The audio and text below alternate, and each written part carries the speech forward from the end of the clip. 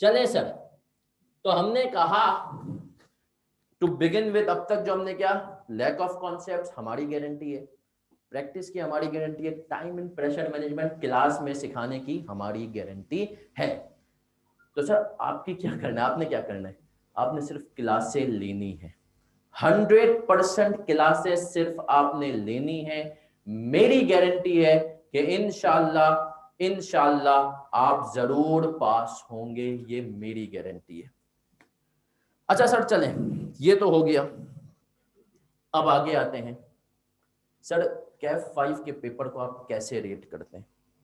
कैफ 5, कैफ 1, 5 और उसके मुकाबले में 7। ऑनेस्ट व्यू बताऊं, मेरे हिसाब से कैफ 7 पास करना ज़्यादा आसान है, आईए पास करना ज़्यादा आसान है कैफ 5 के मुकाबले में। कैफ 5 अगर जो नीचे के अकाउंटिंग के पेपर है ना कैफ के, उनमें शायद सबसे टेक्निकल पेपर बन जाते हैं। उसके पीछे वजह क्या है मैं आपको बताता हूँ। आईए में सर ज़्यादातर जो टॉपिक्स है ना वो कंप्यूटेशनल है, डेप्रिसिएशन सिंपल है, ये वो। FR2 में सारे स्टैंडर्ड बेस्ड टॉपिक्स हैं, अकाउंटिंग स्टैंडर्ड। यहां पर सर 2-3 टॉपिक ऐसे हैं जो कि कैलकुलेशन भी है और उनके अंदर बहुत ज्यादा वाइड सिलेबस है।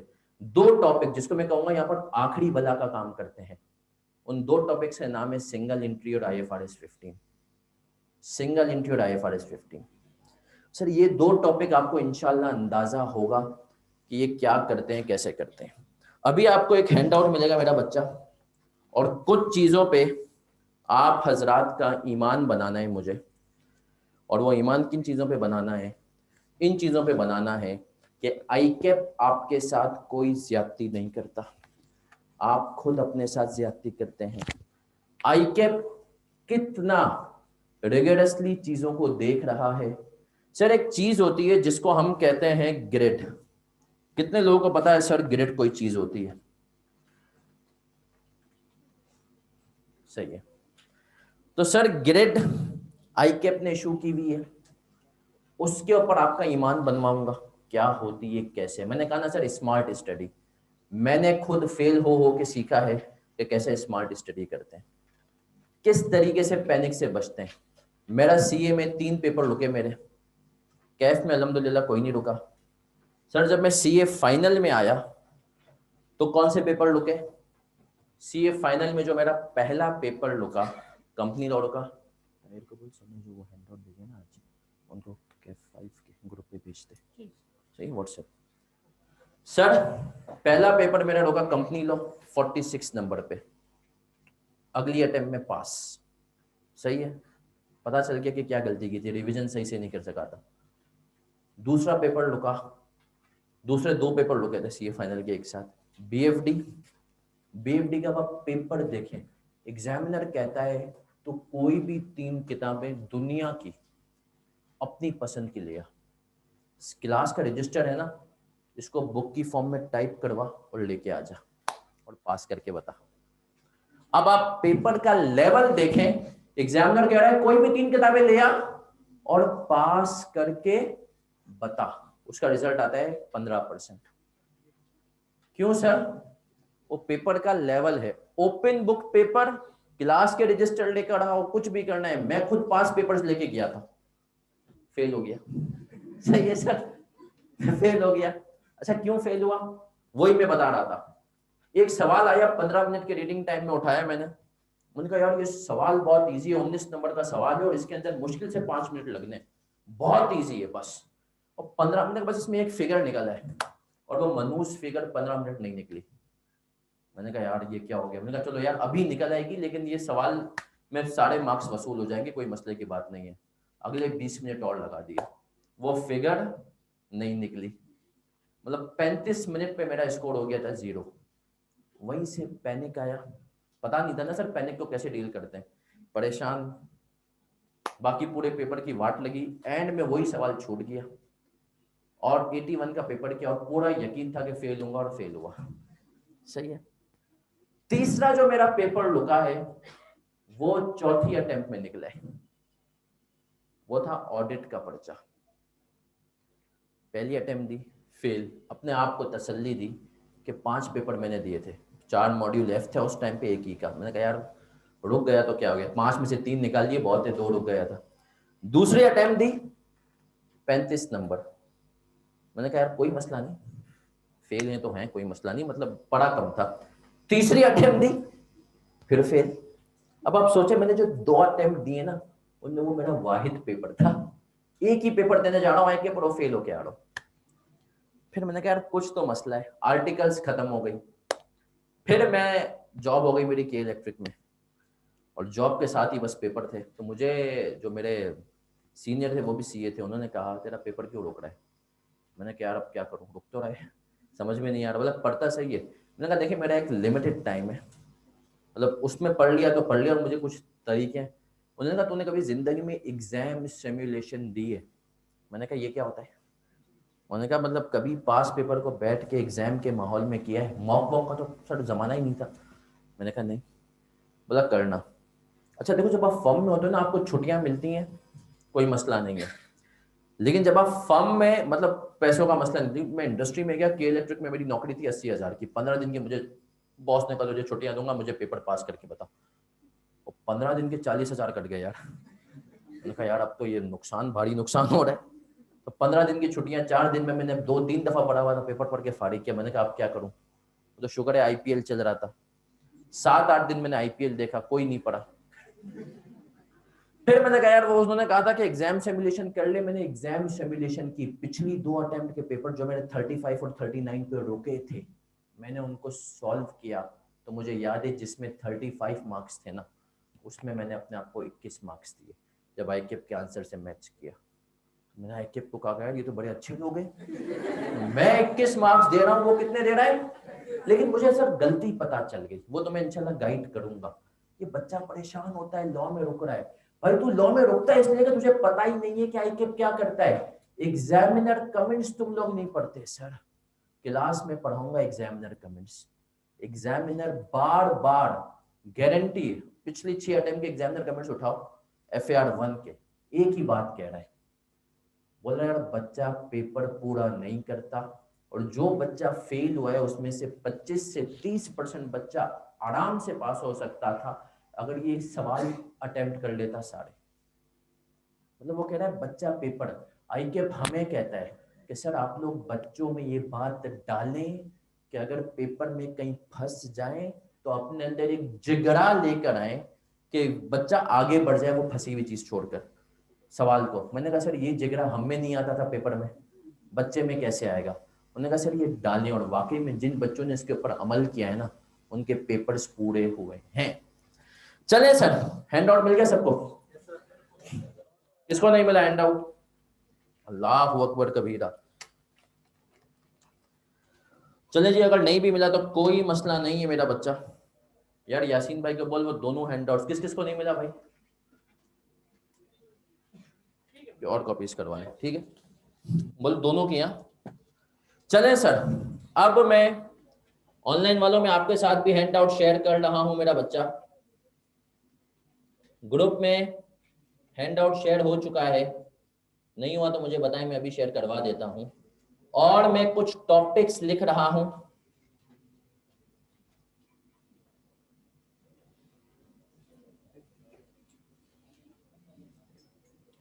और उन टॉपिक्स को मैं आपको बताऊंगा एग्जामिनर भैया क्या चाहते हैं, कैसे चाहते हैं। आज की क्लास में इंशाल्लाह हम अपना पहला टॉपिक शुरू भी कर देंगे, और वो पहला टॉपिक वो होगा जिससे आपको इंशाल्लाह अंदाजा होगा कि आप हजरात ने आईए में कितनी ठंड मचाई है।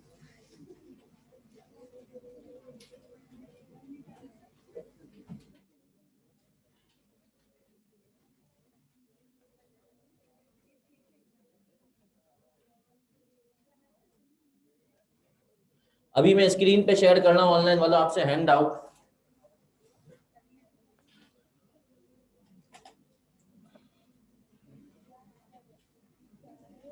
आई केप सर, चले सर हैंड आउट शेयर कर रहा हूं, लेकिन उससे पहले एक और बात सुने।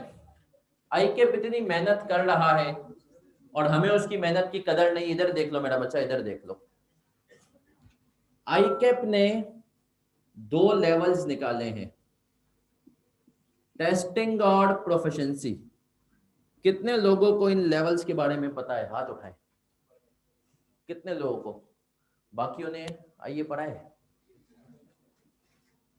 चले सर, आईकेप ने कहा है भैया टेस्टिंग के 3 लेवल है, तो हमने कहा प्रोफिशिएंसी के कितने? उन्होंने कहा उसके भी 3 है, 1, 2 और 3। चले सर, अब ये चीजें आईकेप जो है ना बता रहा है कैसे करनी है, क्या करनी है, इसको हम समझते ही नहीं। ये सिलेबस का हिस्सा है, बताऊंगा अभी।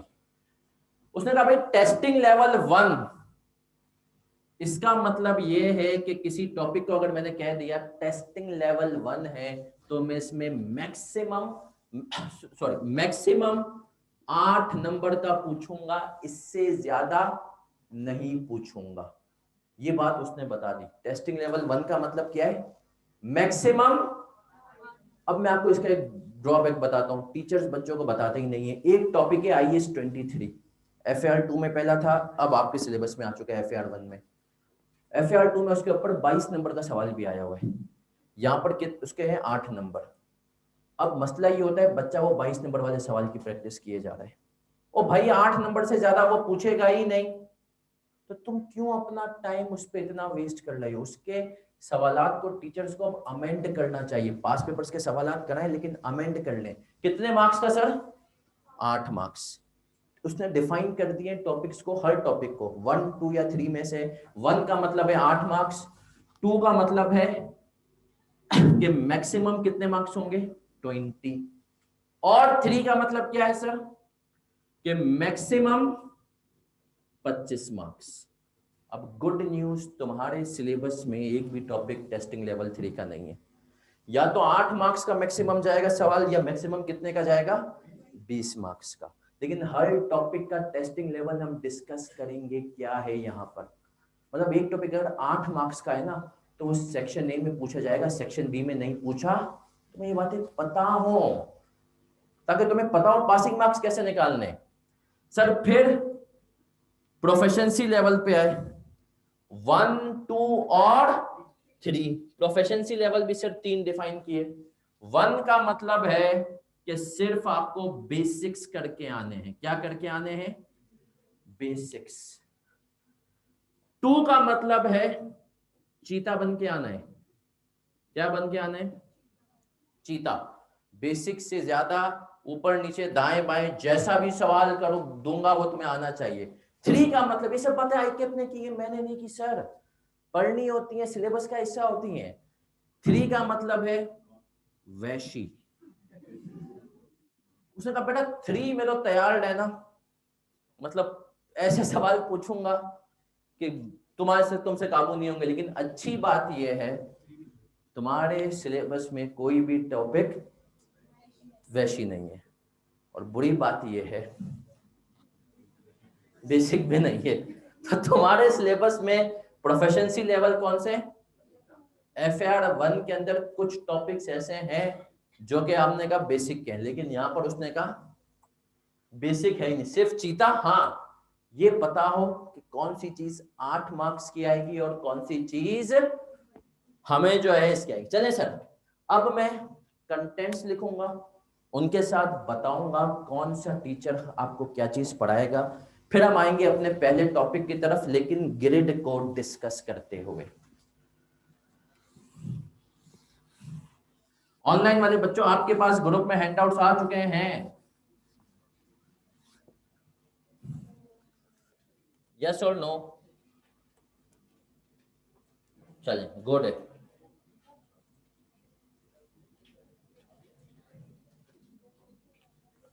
चले सर, ये आपका सिलेबस में लिख रहा हूं।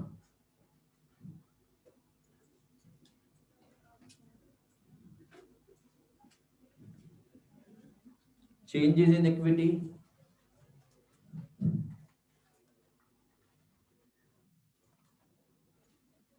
ये आप हजरात ने नोट भी कर लेना है।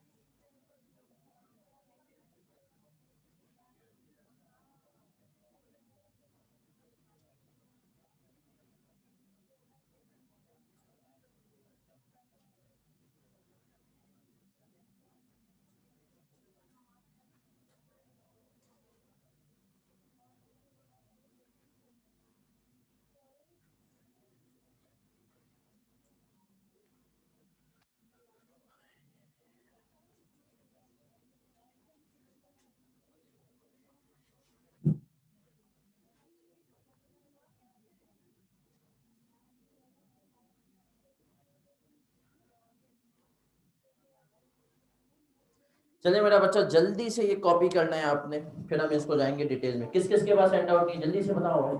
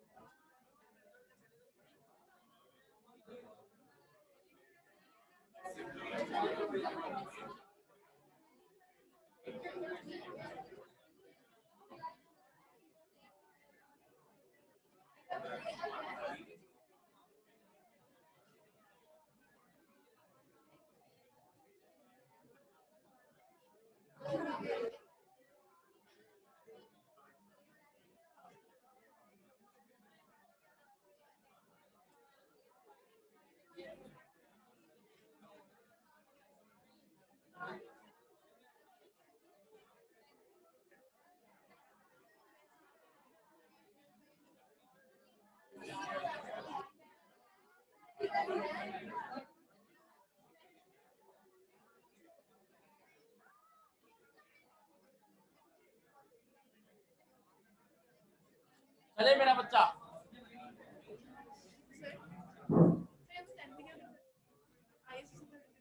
IS 16, IS 23 borrowing cost, IS 36 impairment। ये जिसके पास हैंड आउट नहीं है ये पीछे दे दे बेटा।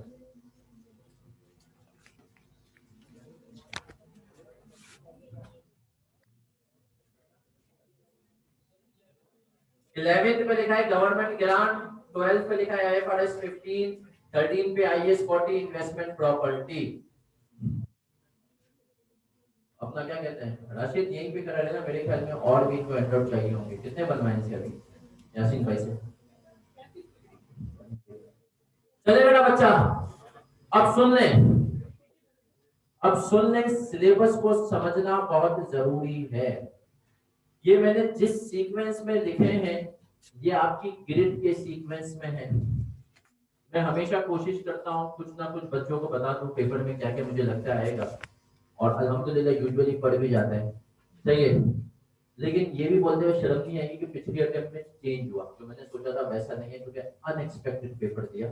लेकिन सर अब ये 3 टॉपिक है, सुन लो, स्मार्ट स्टडी। इंशाल्लाह यहाँ से जब निकलोगे ना तो तुम लोगों को अंदाजा होगा कि यार सीए कर कैसे देगा। मेरा सीए निकल सकता है ना, तो तुम में से सबका इंशाल्लाह निकल सकता है, क्योंकि मैं वो बच्चा हूँ जो नर्सरी में फेल था।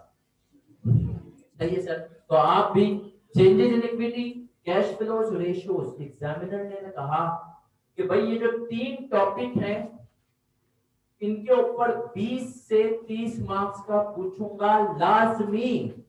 कितने मार्क्स का पूछूंगा? 20 से 30 मार्क्स का लाजमी। Changes in equity, cash flow, और ऐसा हो ही नहीं सकता, आई रिपीट, ऐसा हो ही नहीं सकता कि इन तीनों में से कोई 2 पेपर में ना हो। मतलब एग्जामिनर इन तीनों के बगैर पेपर बना ही नहीं सकता, उसने अपने आप को बाउंड कर लिया है। जब उसने ग्रेड में मिल गया हैंड आउट सबको, किसको नहीं मिला अभी भी? इस तरफ वाली आवाम बढ़ चुकी है, देख उधर कुछ और बच्चे रह गए हैं। जिसको नहीं मिला हाथ खड़े करें भाई, आ रहे पहुंच रहे हैं। चलो अगर अभी भी चले सर आ जाएगा। अभी मैं आपको ग्रेड में से बताऊंगा कितने नंबर बोले इन 3 टॉपिक्स के, 20 से। अब आप देखें ग्रेड के अंदर जब आप बोलेंगे मेरा बच्चा, तो आपके पास आएगा क्या आएगा? सबसे पहले आपको नजर आ रहा है section A syllabus reference preparation of financial statements in accordance with IFRS and interpretation. इसमें जो लिखा है नंबर 1 पे IAS 1 preparation of financial statements preparation of changes in equity, ये पहले की हमने बात की। फिर दूसरे नंबर पे कह रहा है कैश फ्लोज IAS 7। तीसरे पे कह रहा है ratios interpretation of financial statement and ratio. Proficiency level क्या है तीनों का? तीनों में क्या कह रहा है, क्या बन के आना है? चीता। टेस्टिंग लेवल क्या है? चेंजेस इन इक्विटी का टेस्टिंग लेवल क्या है? 1। 8 नंबर से ज्यादा बड़ा सवाल नहीं पूछूंगा। सही है सर। और अगर आप देखें पिछली अटेम्प्ट में मैंने लिखा हुआ है टेस्टेड इन ऑटम 20। सॉरी ये ऑटम 20 नहीं है, ये बिल्कुल पिछली अटेम्प्ट है। इसको वो कर ले अपने पास काट कर। स्प्रिंग 21 टेस्टेड इन स्प्रिंग 21 कर लीजिए। स्प्रिंग 21 के स्टेट्स है मेरा बच्चा। स्प्रिंग 21 में 8 नंबर का पूछा, इसका मतलब है बंदा लिमिट में रह रहा है। 2 पे आ जाए कैश फ्लो, टेस्टिंग लेवल कितना है? 2। मैक्सिमम कितने का मार्क्स का पूछेगा? 20। पिछली अटेम्प्ट में कितने का पूछा? कहा था मैक्सिमम की लिमिट है, मिनिमम की लिमिट 20 का पूछ सकते हैं। कितने का पूछा? इसका मतलब है इस दफा मेरे हिसाब से ये ज्यादा इंपॉर्टेंट है, लेकिन येट अगेन आई के पे। सही है सर।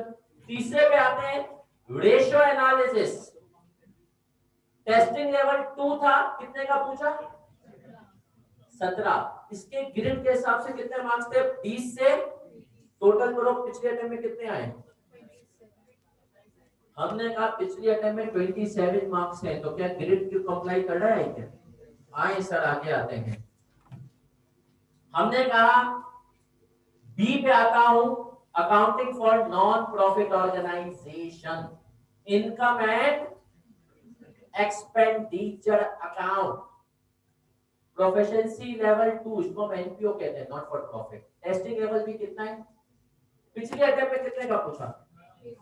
18 मार्क्स का पूछ लिया। 20 से तो कम ही है ना सर। और फिर हमने कहा single preparation of accounts from incomplete records, इसको हम प्यार से कहते हैं सिंगल एंट्री। चाहो तो इसके आगे लिख लो क्या? सिंगल। सर सिंगल एंट्री याद रखो। अब ये जो नॉट फॉर प्रॉफिट है और सिंगल एंट्री है, इनमें यूजुअली बारी चलती है। एक अटेम्प्ट में नॉट फॉर प्रॉफिट, दूसरी अटेम्प्ट में, लेकिन कोई फर्ज नहीं है। आई के अपने पिछले 2 अटेम्प्ट से सिंगल एंट्री पूछ रहा था, इस दफा उसने नॉट फॉर प्रॉफिट दे दिया। सही है सर, लेकिन यूजुअली इनमें बारी चल रही होती है। तो सर इस दफा इसको नहीं पूछा। फिर आते हैं maintenance of factory ledger related accounting entries, इसको हम कॉस्टिंग वाला पोर्शन कहते हैं। टेस्टिंग लेवल 2 है, प्रोफिशिएंसी तो सभी का 2 है। 8 नंबर तक का लेकिन सवाल पूछा। अब सर इस एरिया में से कितने सवाल किया रहा था ये शख्स? तो 25 से, और कितने नंबर के पूछे? 26। तो क्या सर क्या ये ग्रेड को कंप्लाई कर रहा है? इसका मतलब क्या है? सुन लो सुन लो। इसका मतलब ये है, इसका मतलब ये है पेपर में ऐसा हो ही नहीं सकता कि इन तीनों के बगैर सवाल बन जाए। इन तीनों में से 2 हमेशा लाजमी पेपर में आपको मिलेंगे। सही है सर। चले सर, तो ये तो हमने 2 एरियाज देख लिए ग्रेड के। 20 से 30 यहां से पूछूंगा, 25 से 35 यहां से पूछूंगा, और ये पूछ भी रहा है। सही है सर। अब आगे आते हैं। हमने कहा other areas conceptual framework of financial reporting. वही बात सर, स्टडी टेक्स्ट में कुछ छोटी मोटी डेफिनेशंस गिवन है, बच्चा उसको वैसे ही इग्नोर करता है जैसे बच्चे को दुनिया वाले करते हैं, नहीं देख के जाता। फ्री के 1-2 नंबर होते हैं, अगर आपने स्टडी टेक्स्ट की रीडिंग कर ली, सर उमर काजी आपको वो भी करा देते हैं। तो सर फ्री के 2 नंबर है मेरा बच्चा ये। तो अगर आप देखें तो सर फ्री के 2 नंबर्स आपके पहले वाले में से आ गए। सही है सर, 2 नंबर्स आ गए पहले वाले में से फ्री के, और इसका टेस्टिंग लेवल क्या है? 1। चैप्टर 1 में से 8 नंबर तक का पूछूंगा। पिछली दफा 2 नंबर का पूछा, उससे पहले 3 अटेम्प्ट से 2 नंबर के एमसीक्यू ही पूछ रहा है। ठीक है सर। सर फिर हम और आगे बढ़े। फिर हम हैंडआउट मिल गया सबको एक ग्रेड वाला? चले सर, फिर हमने कहा IS 16 पढ़ा हुआ है बचपन में, अभी पता चलेगा कैसा पढ़ा हुआ है। सही है सर। तो IS 16 जो है आपने जो बचपन में पढ़ा हुआ है वो था डेप्रिसिएशन सर। एक्सचेंज पढ़ा हुआ है तुमने बचपन में, तो एक्सचेंज वगैरह डेप्रिसिएशन ये यूजुअली बचपन की बातें थी। इसकी आगे वाला वर्जन रीवैल्यूएशन डिस्क्लोजर यहाँ पे पूछेगा, 20 नंबर तक का कितने का पूछ सकता हूँ। अब तक जब से सिलेबस चेंज हुआ है हर अटेम्प्ट में ये 16 से 18 नंबर का पूछे जा रहा है। इसका मतलब ये कि यहाँ पे मोस्ट इंपॉर्टेंट FAR 1 के अंदर इसके बगैर पेपर IS 16 तुम्हारी FAR 2 में भी ध्यान नहीं छोड़ेगा। तो सर ये तो FAR 1 है, 17 नंबर का पूछा। इसी तरीके से अगर आप देखें sir IS 20 government grants testing level 1 है, 8 नंबर तक का पूछूंगा। कितने नंबर का पूछा? 6। बोरोइंग कॉस्ट टेस्टिंग लेवल 1 है, 8 नंबर तक का पूछूंगा। कितने का पूछा? 5। इम्पेयरमेंट 8 नंबर तक का पूछूंगा। कितने का पूछा? 2। और इसी तरीके से IS 40 इन्वेस्टमेंट प्रॉपर्टी कितने नंबर तक का पूछूंगा? 8 पूछा। कितने का? और सर IFRS 15 आखिरी वाला कौन सी वाला? सर ये वो टॉपिक है जिसके बारे में हम टीचर्स मिल के गए थे ICAP के पास आज से तकरीबन 2 साल पहले। हमने कहा इसको निकालो सिलेबस, क्योंकि सर ये वो टॉपिक है जो CA फाइनल में मैं FFR में पढ़ा रहा हूँ। इसको FFR में पढ़ाते हुए मुझे 1.25 महीना हो गया, ये टॉपिक अभी खत्म नहीं हुआ। अभी इसकी एक क्लास हमारा भी जो मेरा एरिया होगा उसमें सबसे ज्यादा टाइम कंज्यूमिंग ये। क्यों सर? इसके अंदर छोटी छोटी एग्जांपल जितनी हैं, सही, और कुछ एग्जांपल्स अपेरेंट की टीचर्स को यकीन है कि ये आपके सिलेबस की आपके लेवल की नहीं, लेकिन फिर भी ICAP जिद पे है कि नहीं यार अगर हमने IFRS 15 को निकाल दिया तो फिर तो 100% रिजल्ट आ जाएगा FAR 1। ICAP कह रहे हैं हम इसको नहीं निकालेंगे। सर ये जो आखिरी एरिया है ग्रिड का मेरा बच्चा, इसके ऊपर इसने क्या कहा? कितने मार्क्स पूछूंगा? 40 to 50। और देखो कितने नंबर पूछे हैं?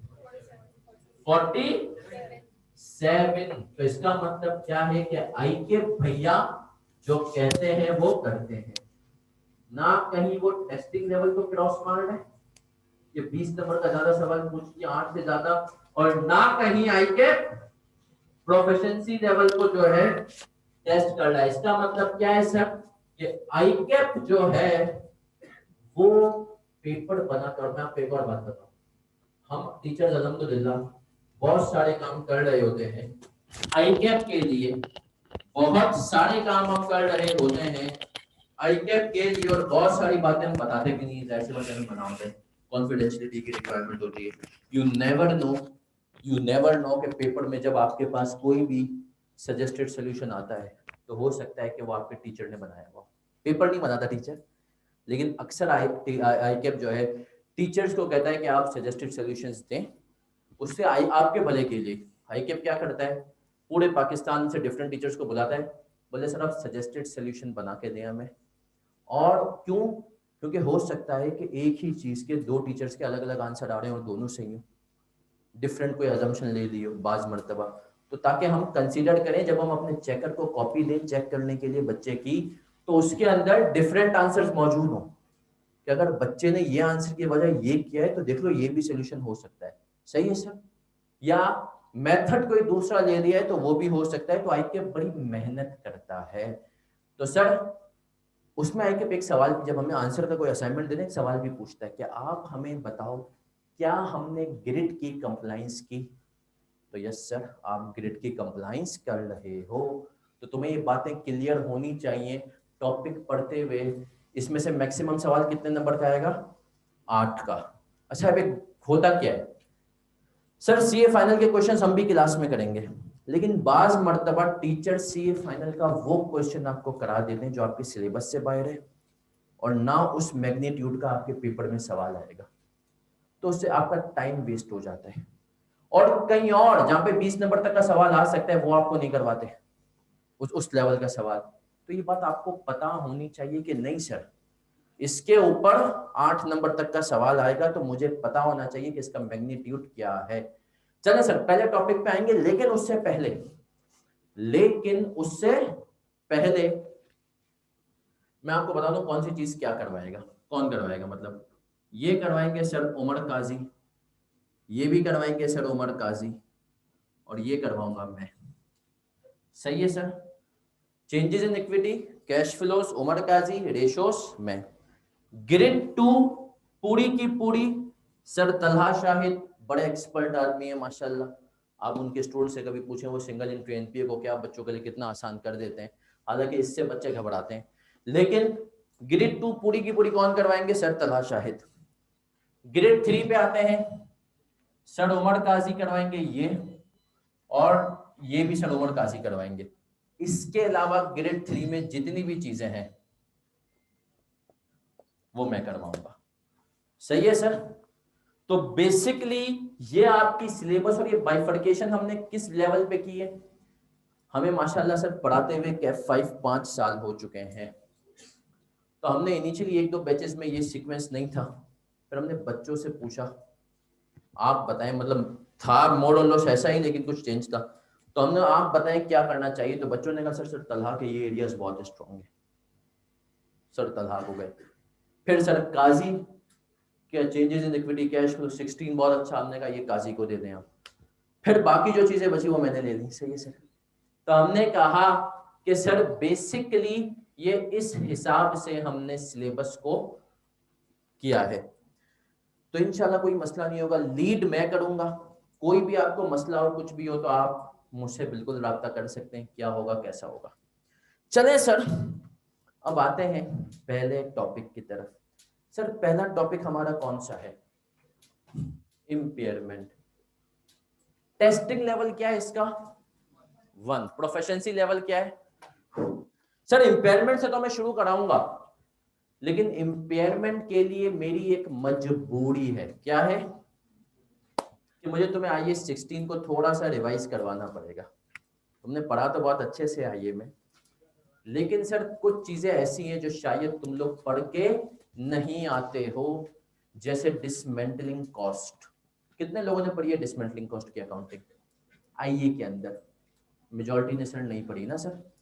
तो हमने कहा सर डिसमेंटलिंग कॉस्ट आपने नहीं पढ़ी, इसी तरीके से कुछ कॉस्ट के और कॉन्सेप्ट आपको प्रैक्टिकल नॉलेज से सही करवाने। चले सर IAS 16 तो सबने पढ़ा हुआ है ना, अब हम आ रहे हैं IAS 16 पे। सिर्फ मैं उसका आपको बेसिक करवाऊंगा। रीवैल्यूएशन डिस्क्लोजर वाला पार्ट कौन करवाएंगे, सर उमर काजी। चलें सर सही है, sir Umar Qazi the great वो कराएंगे आपको। लेकिन अब सुन ले मेरा बच्चा, सबने सुनना है, ऑनलाइन मान लो आपने भी। सर 16 पढ़ा हुआ है ना, मुझे बताओ प्रॉपर्टी प्लांट एंड इक्विपमेंट क्या होते हैं, डेफिनेशन। फिर मैं एक सवाल करूंगा जो मैं इंटरव्यू में बच्चों से पूछता हूँ, और आधे से ज्यादा बच्चा, बल्कि 90% बच्चा जवाब दे ही नहीं पाता है। लेकिन मैं चाहता हूँ जब तुम लोग जाओ तो दो। अब ये सवाल फर्म में होने लगे, कोशिश करेंगे इंशाल्लाह फर्म की गाइडेंस, आपकी तरबियत। एक्सट्रीम कॉमर्स का नाम कितने लोगों ने सुना है? उनसे मेरी इंशाल्लाह बातचीत चल रही है, अगर वो मटीरियलाइज हो जाता है तो इंशाल्लाह एक कोर्स आप लोगों के लिए with in batch he launch करेंगे। अगर वो मटीरियलाइज, आज शाम को इंशाल्लाह उनके साथ मेरी मीटिंग है, दुआ करें।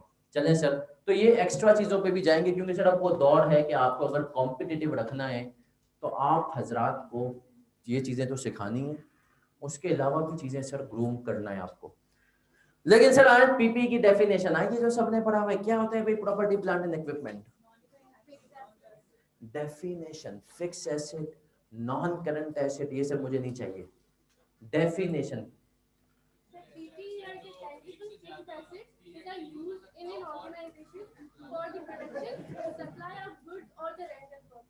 बस, एक भूल गई आप जी, कोई और था भाई?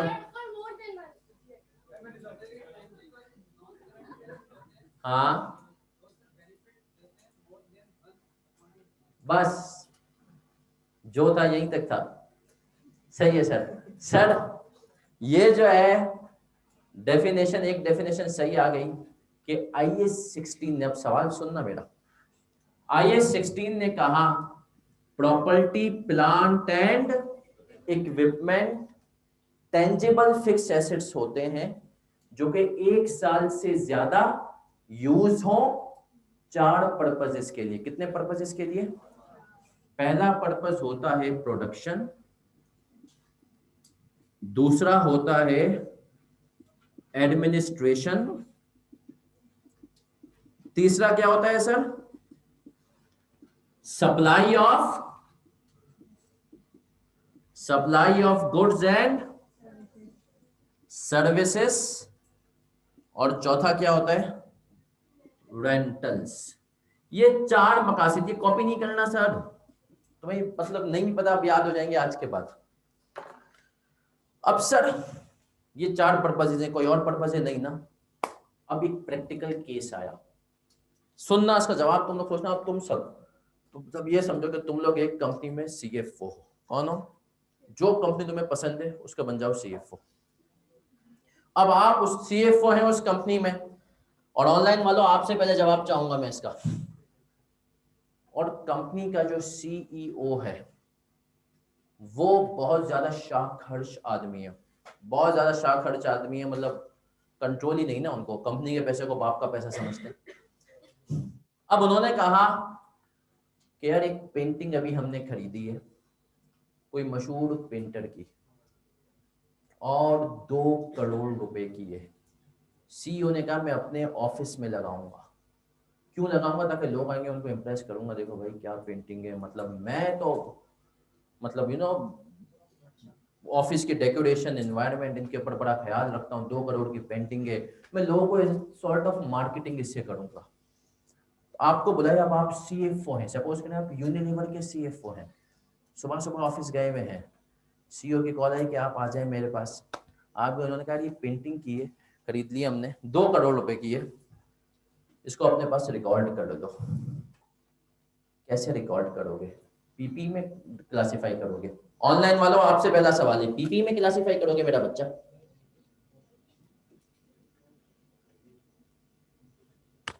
क्या ये पीपी का हिस्सा है? पेंटिंग, यस और नो? क्यों भाई? वो कह रहे हैं मार्केटिंग, मतलब एक सॉर्ट ऑफ यार कंपनी के पर्पस के लिए ऑफ, तो क्या करूं मैं? मतलब पेंटिंग को क्या करूं? छोड़ दूं, तोड़ दूं, रहने दूं? क्या भाई तुम सीएफओ, तुम्हें एंट्री बनानी है। कितने लोग कह रहे हैं सर ये पीपी का हिस्सा है? हाथ उठाएं। डरो नहीं, बास मर्तबा आप अकेले होते हो और सही होते हो। हाथ उठाएं। चले माशाल्लाह, 2 लोग कह रहे हैं।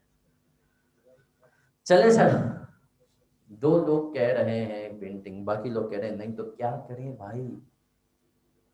हमने कहा सर IS-16 डील नहीं करता, ना प्रोडक्शन के लिए यूज हो रही है, ना एडमिन के लिए हो रही है। आपने कहा मार्केटिंग, उसने कहा भाई पागल हो क्या?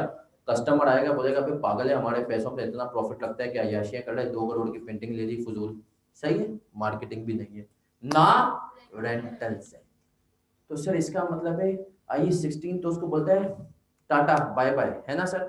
अगर IS-16 अप्लाई नहीं होता तो कौन सा IS अप्लाई होगा? कोई तो होगा ना सर। तो आपको मैं बता दूं, पूरी अकाउंटिंग दुनिया में इसके ऊपर कोई IS नहीं है पेंटिंग के ऊपर। हम बड़े होंगे तो इंशाल्लाह आगे IS-8 है, FAR 2 में इंशाल्लाह पढ़ेंगे। वो कहता है कि अगर हम किसी चीज के बारे में खामोश हैं तो दुनिया भर में कोई और इसकी जो अकाउंटिंग कर रहे तुम भी वही कर लो। ये देखेंगे IS कहता है कि भाई इंटरनेशनल अकाउंटिंग स्टैंडर्ड एक चीज है, इसके अलावा भी अकाउंटिंग स्टैंडर्ड है। इंडिया के अपने स्टैंडर्ड हैं, किसी और चाइना के अपने स्टैंडर्ड हैं, कनाडा US के, मतलब उनके हिसाब से जो तुम्हें सही लगे वहां पे अकाउंटिंग कर लो। सही है, लेकिन पेंटिंग का सवाल होता है कि क्या हम पेंटिंग को IS-16 में क्लासिफाई करेंगे? क्या करेगा आप? जो ब्याज भाई बता देंगे आप।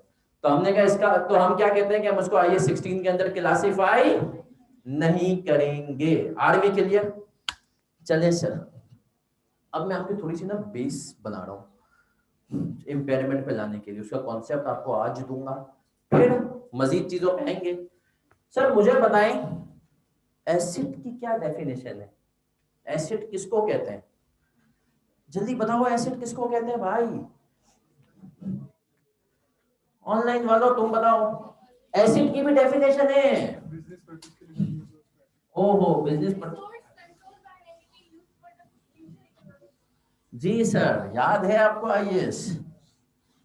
आपका रट्टा बहुत तेज होगा, है ना? चलिए सर, एसिड के अंदर दो चीजें आती हैं। एसिड के अंदर दो चीजें आती हैं।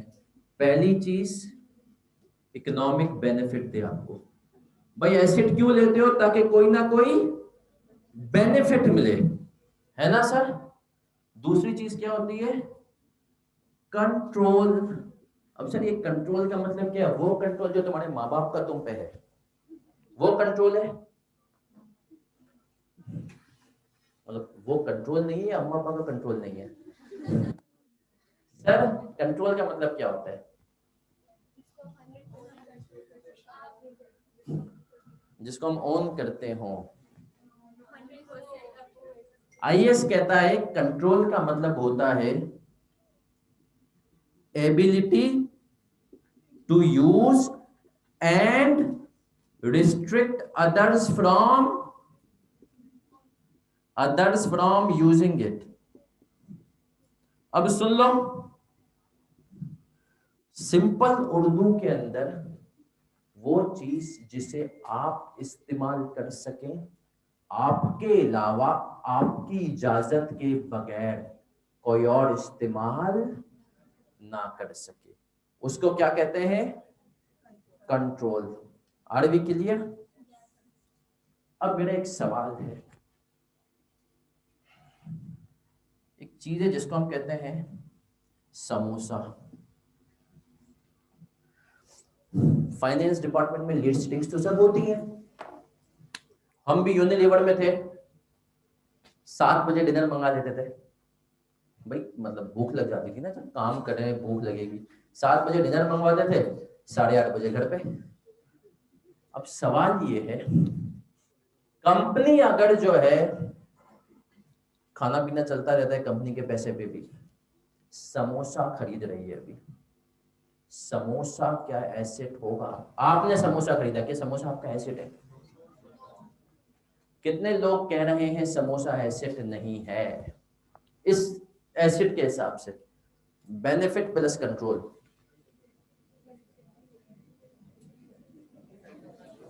कितने लोग कह रहे हैं समोसा एसेट नहीं है? कितने लोग कह रहे हैं समोसा एसेट है? डेफिनेशन के हिसाब से समोसा एसेट। सर हमने तो कभी उस नजरों से देखा ही नहीं इसे। सर अच्छा आप सुनो, ऑफिस सप्लाईज पता है क्या होती हैं? पता है ना सर, क्या होती हैं? उनको पहले तुम एसेट बनाते हो, फिर क्या कर देते हो? एक्सपेंस कर देते हो। सर समोसा अगर आपने लिया है, क्या आपको कोई बेनिफिट देगा? भूख नहीं मिटाएगा। तुमने कहा सर भूख लग रही है, बैठा ही नहीं जा रहा क्लास में, जाए और 2 समोसे फोड़ा है। बेनिफिट। भाई इकोनॉमिक बेनिफिट का मतलब ये थोड़ी कि कोई आपको पैसे ही मिले। इकोनॉमिक बेनिफिट क्या आपको मदद दे। स्टाफ ने कहा सर समोसा नहीं खिलाएंगे, काम नहीं कराएंगे, आप कुछ भी कर लें काम नहीं हो सकेगा हमसे। आप खिला रहे हैं समोसा। Sir control. तुम समोसा लेने गए कैंटीन में, समोसा खरीद लिया। अब क्या तुम्हारा दोस्त तुमसे बगैर पूछे वो समोसा छीन के खा सकता है? सही है सर। लड़कों को मैं जानता हूँ, लड़कों के दोस्त तो सर खा सकते हैं। हमने वो टाइम देखा हुआ है स्कूल के अंदर, जब ईद मिलन पार्टी होती थी और टीचर्स को फारिग करने के बाद जो माले गनीमत पे बच्चे टूटते थे। सही है। लड़कों का तो मुझे पता है, मेरी ऑल बॉयज स्कूल की तो मुझे पता है कि सर खवातीन से आपकी दोस्त खा सकती है समोसा आपसे बगैर पूछे? सही है सर, खा सकती है, फिर आपका एसिड नहीं है। वरना सर डेफिनेशन के हिसाब से samosa is an acid, benefit भी है और, लेकिन सर हम इसको एसिड रिकॉर्ड नहीं करते। क्यों नहीं करते? अकाउंटेंट बोलेगा यार am I joke to you. मतलब समोसा आया, गरम गरम समोसे आया, उस दिन खाएगा कोई भी नहीं, मैं एंट्री बना के आऊं। Samosa acid debit, cash credit, 100 रुपए के समोसे आए, आपने कहा एंट्री बना ली, उसने कहा हाँ, आप खा गए। उसने कहा फिर मैं एंट्री बनाऊंगा, samosa expense debit, samosa asset credit, कितने से? अब समोसे ने कहा कि भाई 5 मिनट के लिए क्यों हमें जिंदा रखा, क्या जरूरत थी, डायरेक्ट एक्सपेंस डेबिट करते और कैश। लेकिन सर नेचर के हिसाब से समोसा क्या है, वही नेचर है जो तुम्हारे ऑफिस सप्लाईज की है, लेकिन हम इसको as an asset record. Clear हो?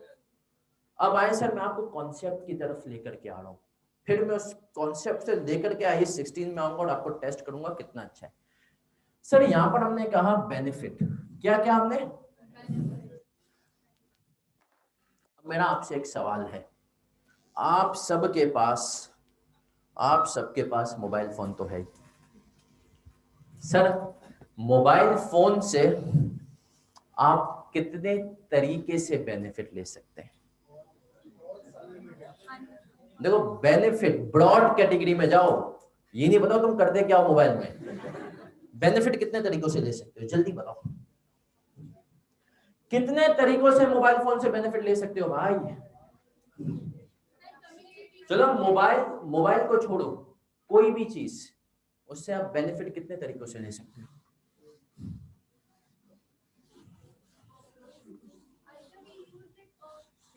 सर हमने कहा या तो हम उसको यूज कर सकते हैं या तो बेच सकते हैं, तीसरा कोई तरीका नहीं है। यूज मतलब तुम कैसे भी यूज करो फोन को, लेकिन यूज करके या तो बेनिफिट लोगे या तो एसेट। हम इसीलिए तो लेते हैं कि बेनिफिट दे, और बेनिफिट कैसे देगा, यूज करके या सेल करके, यस और नो, है ना सर। अब मेरा एक सवाल है आपसे,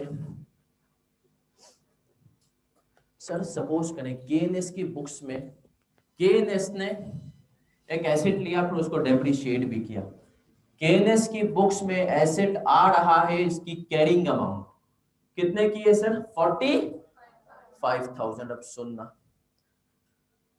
केएनएस ने पता करवाया कि यार इसकी बेचने की वैल्यू मतलब मार्केट वैल्यू जिसको हम कहते हैं फेयर वैल्यू कितने की है, पता चला 40,000। कितने की है सर? साजिद ने कहा यार 45,000 का तो एसेट है, लेकिन अगर आज हम इसको बेचने जाएंगे तो कितने में बिकेगा, 40,000 में बिकेगा, इससे ज्यादा नहीं बिकेगा। आरबी के लिए, और अगर हम इसको इस्तेमाल करते हैं, अगर हम इसको इस्तेमाल करते हैं तो हम यूज के जो बेनिफिट उससे लेंगे उसको हम कहेंगे वैल्यू इन यूज, वो आ रहे हैं 42,000। ये हम कंप्यूट करना सीखेंगे, है ना सर। सर बुक्स में एसेट कितने का आ रहे हैं, आप इससे मैक्सिमम बेनिफिट कितने के ले सकते हैं, 42,000 के, ऐसा ही है। तो सर आईएएस ने कहा केएनएस से कि केएनएस अगर एक एसेट तुम्हारी बुक में 45 पे आ रहा है तो 45,000 का मतलब है कि तुम्हें लग रहा है कि ये तुम्हें कितने के बेनिफिट देगा, 40। लेकिन हमने चेक कर लिया कि चाहे तुम इसको बेचो चाहे तुम इसको यूज करो, ये तुम्हें मैक्सिमम बेनिफिट कितने का देगा। इसका मतलब है कि ये एसेट 3,000 से इम्पेयर्ड हो चुका है। इसको हम क्या कहते हैं, इम्पेयरमेंट। इम्पेयरमेंट को अगर मैं आपको कहूंगा लिखो अपने रजिस्टर में उर्दू के अंदर, इम्पेयरमेंट सिंपल अल्फाज में होगा एसेट की बेनिफिट देने की सलाहियत में कमी। एसेट की बेनिफिट देने की सलाहियत में, भाई अगर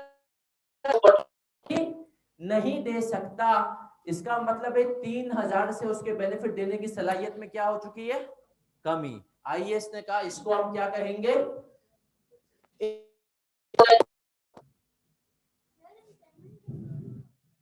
इंपेयरमेंट के रीजन में आपको बताऊंगा, अभी सिर्फ कॉन्सेप्ट दिया है।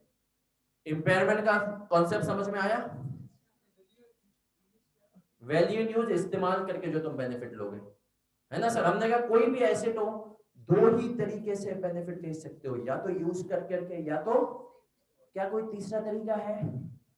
No sir. अगर कोई तीसरा तरीका है ही नहीं तो इसका मतलब यह है कि आपने चेक किया एसी को कितने के बेनिफिट दे रहा है यूज करके, 3000 से एसिड क्या हो गया?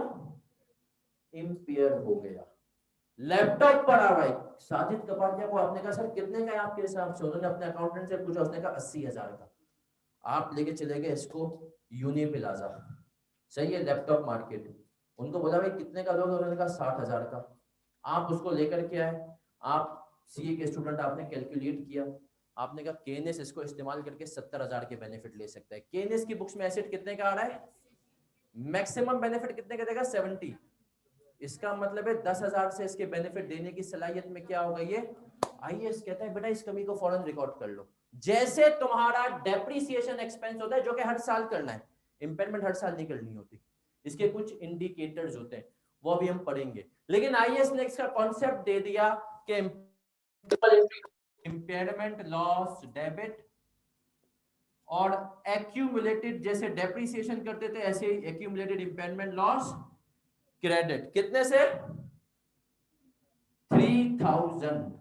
बस सर इतना ही है बस। अब देखो मैंने तुम्हें क्या कहा था, हर टॉपिक में सिखाऊंगा पासिंग मार्क्स कैसे लेने। इंपेयरमेंट का सवाल पेपर में आएगा, तुम्हारा दिमाग फौरन जाए, तीन चीजें तो मुझे चाहिए, कैरिंग अमाउंट, फेयर वैल्यू, कोई चौथी चीज तुम्हें। सर अब मैं आपको बता दूं, पासिंग मार्क्स 10 नंबर का सवाल आएगा ना, तो 5 नंबर होंगे कैरिंग अमाउंट और फेयर वैल्यू के, और ये बहुत आसान होता है निकालना। कैरिंग अमाउंट तो तुम आईएएस 16 से पढ़ के आए हो ना सर, और फेयर वैल्यू मैं सिखाऊंगा, कुछ भी नहीं होता इसमें। अब बच्चा क्या गलती करता है, 10 नंबर का सवाल आया, वैल्यू न्यूज में उसने थोड़ा सा घुमाया, बच्चा भूल जाता है भाई आधे मार्क्स तो कैरिंग अमाउंट और फेयर वैल्यू के हैं, वो तो निकालूं। मार्किंग स्कीम दिखाऊंगा आईकेप की, पता है कितने लोगों को पता है कि आईकेप की वेबसाइट पे मार्किंग स्कीम अवेलेबल है? देखी है कभी? सर देखें, आदत डालें जो नहीं देखते। वो बताता है कि हर चीज के कितने मार्क्स हैं। तो सर पासिंग मार्क्स, बच्चा में यकीन मानो मैंने सीए में समझ लिया, बीएफडी में फेल हो गए कि passing marks approach, passing marks छुपे हुए हैं, मुझे गोल्ड मेडल नहीं चाहिए, ना मेरिट चाहिए, ना मेरी औकात है, मुझे सिर्फ 50 नंबर चाहिए और मैं ले लेता था। समझ आ गया मुझे यार 50 नंबर इसको कैसे निकालने हैं ना सर। आप भी ये चीज डेवलप करेंगे इंशाल्लाह। Are we clear sir? One time नहीं होती, जब जब इसके इंडिकेटर्स होते हैं, अभी पढ़ेंगे। इसके कुछ इंडिकेटर्स होते हैं, हमें एसिड चीख चीख के बताएगा, या तो एसिड खुद बताएगा कि भाई मैं इंपेयर हूँ, इंपेयरमेंट देख लो, या हालात बताएंगे, हालात बताएंगे कि यार एसिड इंपेयर हो गया है। सही है सर? तो impairment one time, but impairment हर साल जरूरी नहीं है कि हर साल हो, जब जब हालात पैदा होंगे वो हालात आपको बता। सर हमारी बॉडी है ना, नॉर्मली आप माशाल्लाह बिल्कुल सही है, जरूरी नहीं कि आप हर महीने बीमार हो, लेकिन जब बीमार होंगे हालात पैदा हो जाएंगे ना सर, ऐसे ही आपको पता चल जाएगा इम्पेयरमेंट का टाइम आता है। अभी सिर्फ कॉन्सेप्ट क्या देना था, इम्पेयरमेंट का मतलब क्या है, एसेट की बेनिफिट देने की सलाहियत में कमी को हम कहते हैं impairment. Are we clear sir? चलें सर अब आगे बढ़ेंगे, और हमने कहा अब मैं आपको एक और हैंड आउट दूंगा, और वो हैंड आउट बड़ा सिंपल सा है, मुझे पता है तुम लोगों ने पढ़ा हुआ है, बट मैं चाहता हूं हम इंशाल्लाह कोशिश करेंगे। आपको एक और चीज बताना मैं भूल गया शुरू में, FAR 1 के अंदर, FAR आवाज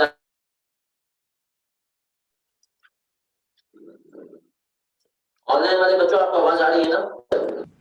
FAR 1 के अंदर, FAR 1 के अंदर जो आईए है, आईए के 2 टॉपिक टेस्ट हो सकते हैं।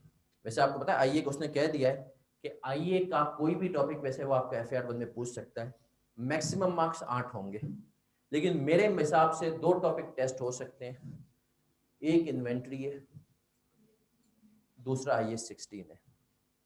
और IAS 16 के अंदर भी कुछ चीजें आप शायद पहले सही से नहीं करके आए हो। बहुत सारा बच्चा एक्सचेंज को लपेट के आता है, इतना इंपॉर्टेंट उसको नहीं लगता। डिसमेंटलिंग कॉस्ट बहुत सारे बच्चे ने नहीं पढ़ी हुई होती क्योंकि वहाँ पे टेस्ट नहीं हो रही होती, तो हम वो पहले करेंगे। और दूसरी बात सर, थोड़ा सा आपको आइडिया दूंगा कि कॉस्ट होती कैसे। अपनी सर अप्रोच बता दूं मैं आपको पहले, हमारी अप्रोच क्या होगी सर। IAS 16 फिर रिपीट कर रहा हूँ, मैं आपको नहीं करवाऊंगा। जो FAR 1 का है वो कौन कराएंगे? सर काजी। मैं सिर्फ आपको जरा बेसिक रिवाइज करवाऊंगा। हमारा पहला टॉपिक क्या होगा सर? Effectively impairment. इंपेयरमेंट का आपको कॉन्सेप्ट दिया है, उसमें कैरिंग अमाउंट में आप पक्के हो जाएं, वहां के मार्क्स लूज ना करें, उसके लिए मैं आपको जरा चीजें क्विकली रिवाइज करवाऊंगा। सही है सर? कैरिंग अमाउंट की तो सर ये जो हमारी अप्रोच होगी, मैं आपको 1 पेज IAS की समरी दिया करूंगा। 1 पेज IAS की समरी से इंशाल्लाह अब पूरा IAS रिवाइज कर लेंगे। सही है सर? उससे फिर फायदा क्या होगा? आखिरी दिन आपको परेशानी होगी कि सर MCQs कैसे कवर करूं। MCQs वैसे इंशाल्लाह क्लास में करेंगे, लेकिन होता है सर कोई नई चीज आ जाए मुझे, तो 1 पेज समरी से इंशाल्लाह आपको देख लेंगे। दूसरी इंपॉर्टेंट चीज ये होगी सर कि आप हजरात को मैं मार्क करवा दूंगा अपने तजुर्बे की बेसिस पे कि इस IAS की ये चीज अब तक एग्जामिनर ने टेस्ट नहीं की। देखे ना सर, ICAP को पता है, जैसे मुझे पता है, ICAP को भी पता है कि ये चीजें अभी तक हमने टेस्ट नहीं की, तो इसका मतलब ये अभी टेस्ट हो सकती हैं। आपके सिलेबस में कुछ नए टॉपिक हैं, जैसे कि इम्पेयरमेंट। पहले आपके सिलेबस में नहीं था, ये FAR 2 में था, लेकिन अब इसको डाल दिया गया है, तो वो मैं आपको बताऊंगा। फिर हम शुरू में डिसाइड कर लेंगे किस IAS में हमें क्या पढ़ना है। तो आए सर, हमने कहा सबसे पहले हम देखते हैं IAS 16 में मैं आपको क्या पढ़ाऊंगा। IAS 16 scope, objective,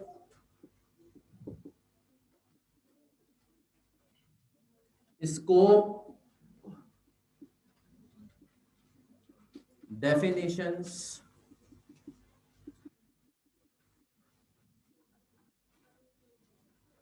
initial recognition,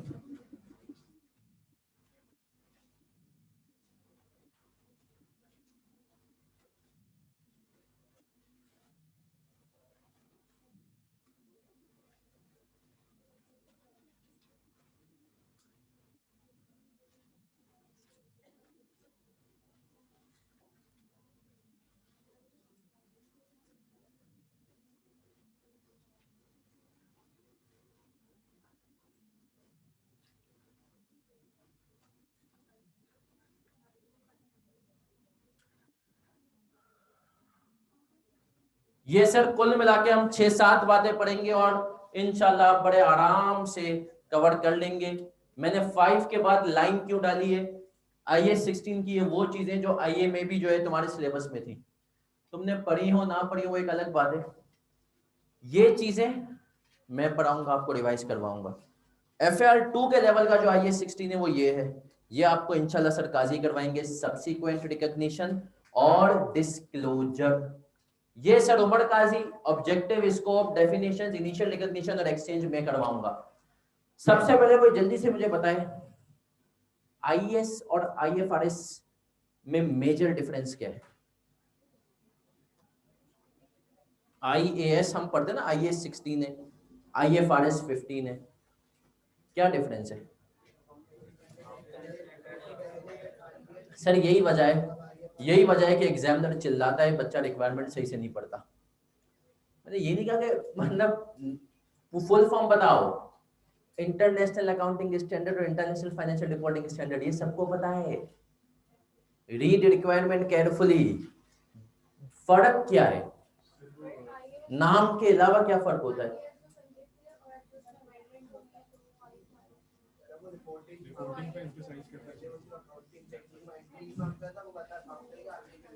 अच्छा सर, चलिए मैं आपको बताता हूँ। मेजरली तुम लोग सही बात कर रहे हो, लेकिन मैंने कहा ना कि अच्छी बात है बच्चे ट्राई करें। देखो जवाब देना इज वेरी जरूरी। पता चलता है कि तुम में प्रेजेंटेशन स्किल्स कैसी हैं। 25 दोस्त मेरे USA में बैठे हैं, वो कहते हैं कि यार हसन यकीन मान, अकाउंटिंग जितनी अच्छी हमारी है ना पूरी दुनिया में किसी के बाप की नहीं है ना। वहां पर यूके वाले की है ना, साउथ अफ्रीका के किसी के भी, मतलब किसी को कोई अकाउंटिंग मसला होता है ना, मशहूर है माशाल्लाह कि यार ये पाकिस्तानी सीए के पास जाओ, बहुत टाइट अकाउंटिंग होगी। लेकिन मतलब सबसे बड़ा मसला ये है, हम मुंह के फायर नहीं मार सकते। फेसबुक पे तो बड़ी बड़ी बातें करेंगे, इंस्टा पे जहाँ 100 लोगों के सामने आके बोले ना कुछ कहना है, मतलब वहां पर हम अंग्रेजी में नॉर्मल बात कम करते हैं और यू नो ज्यादा करते हैं। सही है सर? तो सर ये बोलना सीखो, पार्ट ऑफ, सच बता दो, जो बोल नहीं सकता ना सर वो सीखे, आगे जाके ग्रोथ के लिए बड़ा जरूरी है ये, आपकी कम्युनिकेशन स्किल्स। तो सर आईएएस और आईएफआरएस में फर्क ये है, अफेक्टिवली कोई फर्क नहीं है, बस जमाने का फर्क है।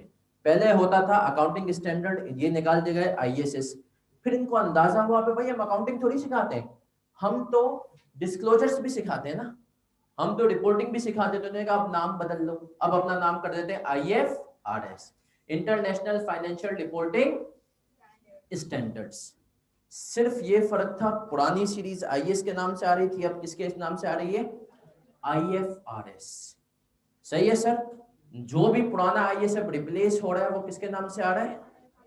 सही है सर। एक और चीज, डिस्क्लोजर्स और नोट्स में क्या फर्क है? आप देखेंगे कहीं वो कहेगा नोट्स टू दी अकाउंट्स बनाओ, कहीं वो कहेगा डिस्क्लोजर्स बनाओ। सर एक ही चीज है, गोरा जिसको डिस्क्लोजर कहता है, अंग्रेज जिसको आईएएस जिसको डिस्क्लोजर कहता है, हमारा local law, company law, companies act, उसको नोट्स कहता है। तो आपने ये चीज भी दिमाग में पहली क्लास में बता देनी है कि सर डिस्क्लोजर और नोट्स में कोई फर्क नहीं है, वो नोट्स पूछे डिस्क्लोजर पूछे बात एक ही कर रहे हैं वो। सही है सर? आइए सर अब और आगे बढ़ता हूं। ऑब्जेक्टिव, जरूरत किसकी मां है? इजाद की मां है ना सर? तो सर अगर अकाउंटिंग स्टैंडर्ड्स में किसी को बाबा आदम वाला मकाम हासिल है, वो किसको हासिल है? आईएएस। ये पहला अकाउंटिंग स्टैंडर्ड था जो आया। अब सवाल ये, जब पहला था तो 16 नाम क्यों रखा, ये हमें भी नहीं पता चला आज तक। लेकिन सर ये पहला अकाउंटिंग स्टैंडर्ड था। लोगों ने कहा भाई फिक्स एसेट लेते हैं ना, नॉर्मल अकाउंटिंग होती थी, बोले यार फिक्स एसेट लेते हैं तो उसकी कोई ना कोई तो होना चाहिए ना यार, क्लासिफिकेशन, ट्रीटमेंट, एक्स वाई जी, हाँ भाई होनी चाहिए। तो अब क्या करें, एक आईएएस निकाल लो। जब ये पहली दफा आया तो ये 4 पेजेस का था। जो लोग 1985 से पहले, 85 से पहले सीए क्वालिफाई कर गए ना, उनके ऊपर से मेरा ईमान उठ गया है, क्योंकि उन्होंने सिर्फ ये आईएएस पढ़ा था और वो सीए क्वालिफाई हो गए। सही है सर? सही है सर, उस जमाने के हालात ऐसे थे ये सब ना। लेकिन आईएएस 16 सबसे पहला। सर आईएएस 16 वजूद में क्यों आया? जरूरत पड़ी यार, फिक्स एसेट है तो उनको कैसे अकाउंटिंग करें। सही है? तो उसके लिए उन्होंने एक आईएएस निकाल दिया। वैसे सर आईएएस के 2 वजूहात होती हैं, ये सब चीजें तो मैं बेसिक बता रहा हूं ताकि तुम्हारा दिमाग बने। सर आईएएस के वजूद में आने की 2 मतलब रीजन होते हैं। पहला रीजन क्या होता है, जल्दी बताओ, पहला रीजन क्या होता है आईएएस के वजूद में आने का?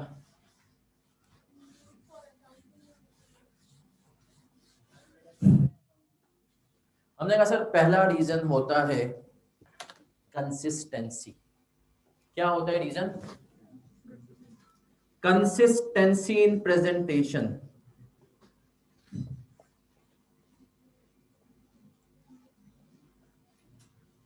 पहला रीजन होता है कंसिस्टेंसी इन, सर ये क्या रीजन होता है, अब सुनना। सर कंसिस्टेंसी इन प्रेजेंटेशन का मतलब होता है पाकिस्तान के अंदर तकरीबन 1 लाख के पास कंपनीज है। दुनिया भर में कितनी है सर? सर दुनिया भर के अंदर मिलियंस में होंगी।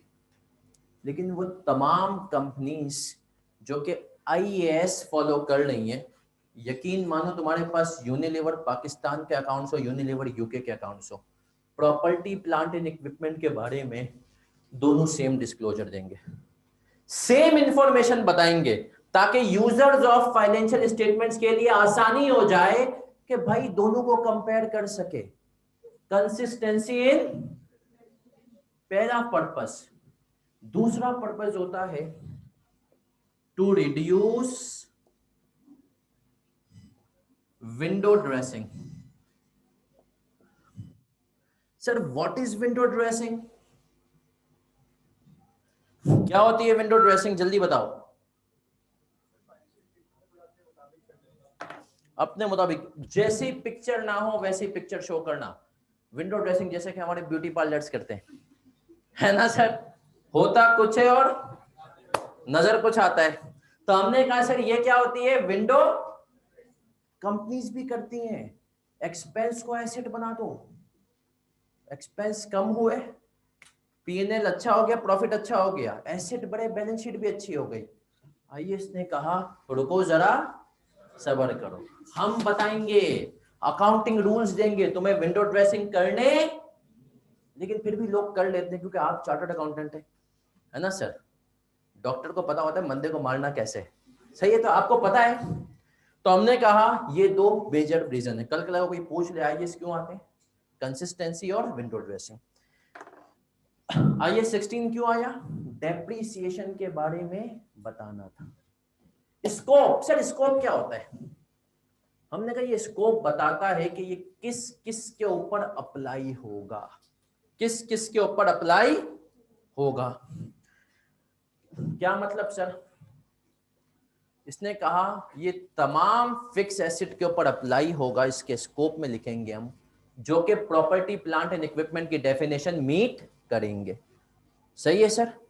कुछ एसेट्स के ऊपर ये अप्लाई नहीं होगा, होंगे वो भी फिक्स एसेट। एग्जांपल देता हूं, पढ़वाऊंगा आगे जाके।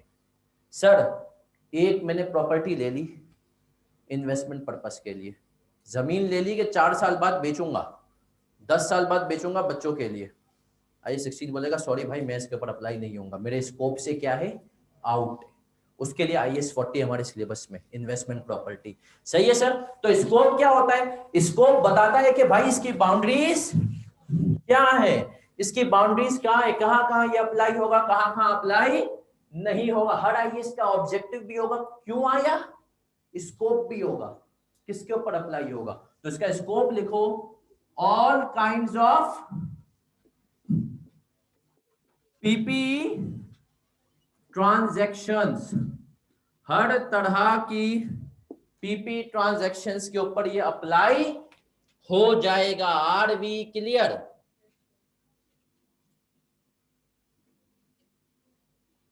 ऑनलाइन वाले बच्चों से गुजारिश है सर, आपके पास चैट भी आ रहा है और क्यूएनए भी आ रहा है, आप क्यूएनए में अगर अपने कमेंट्स लिखें तो ज्यादा अच्छा है मेरा बच्चा।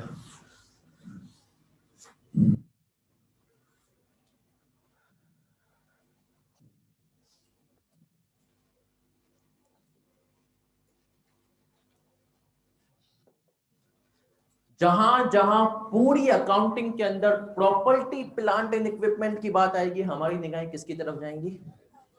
आईएएस 16। इसके अलावा कोई और आईएएस नहीं बता रहा इनके बारे में।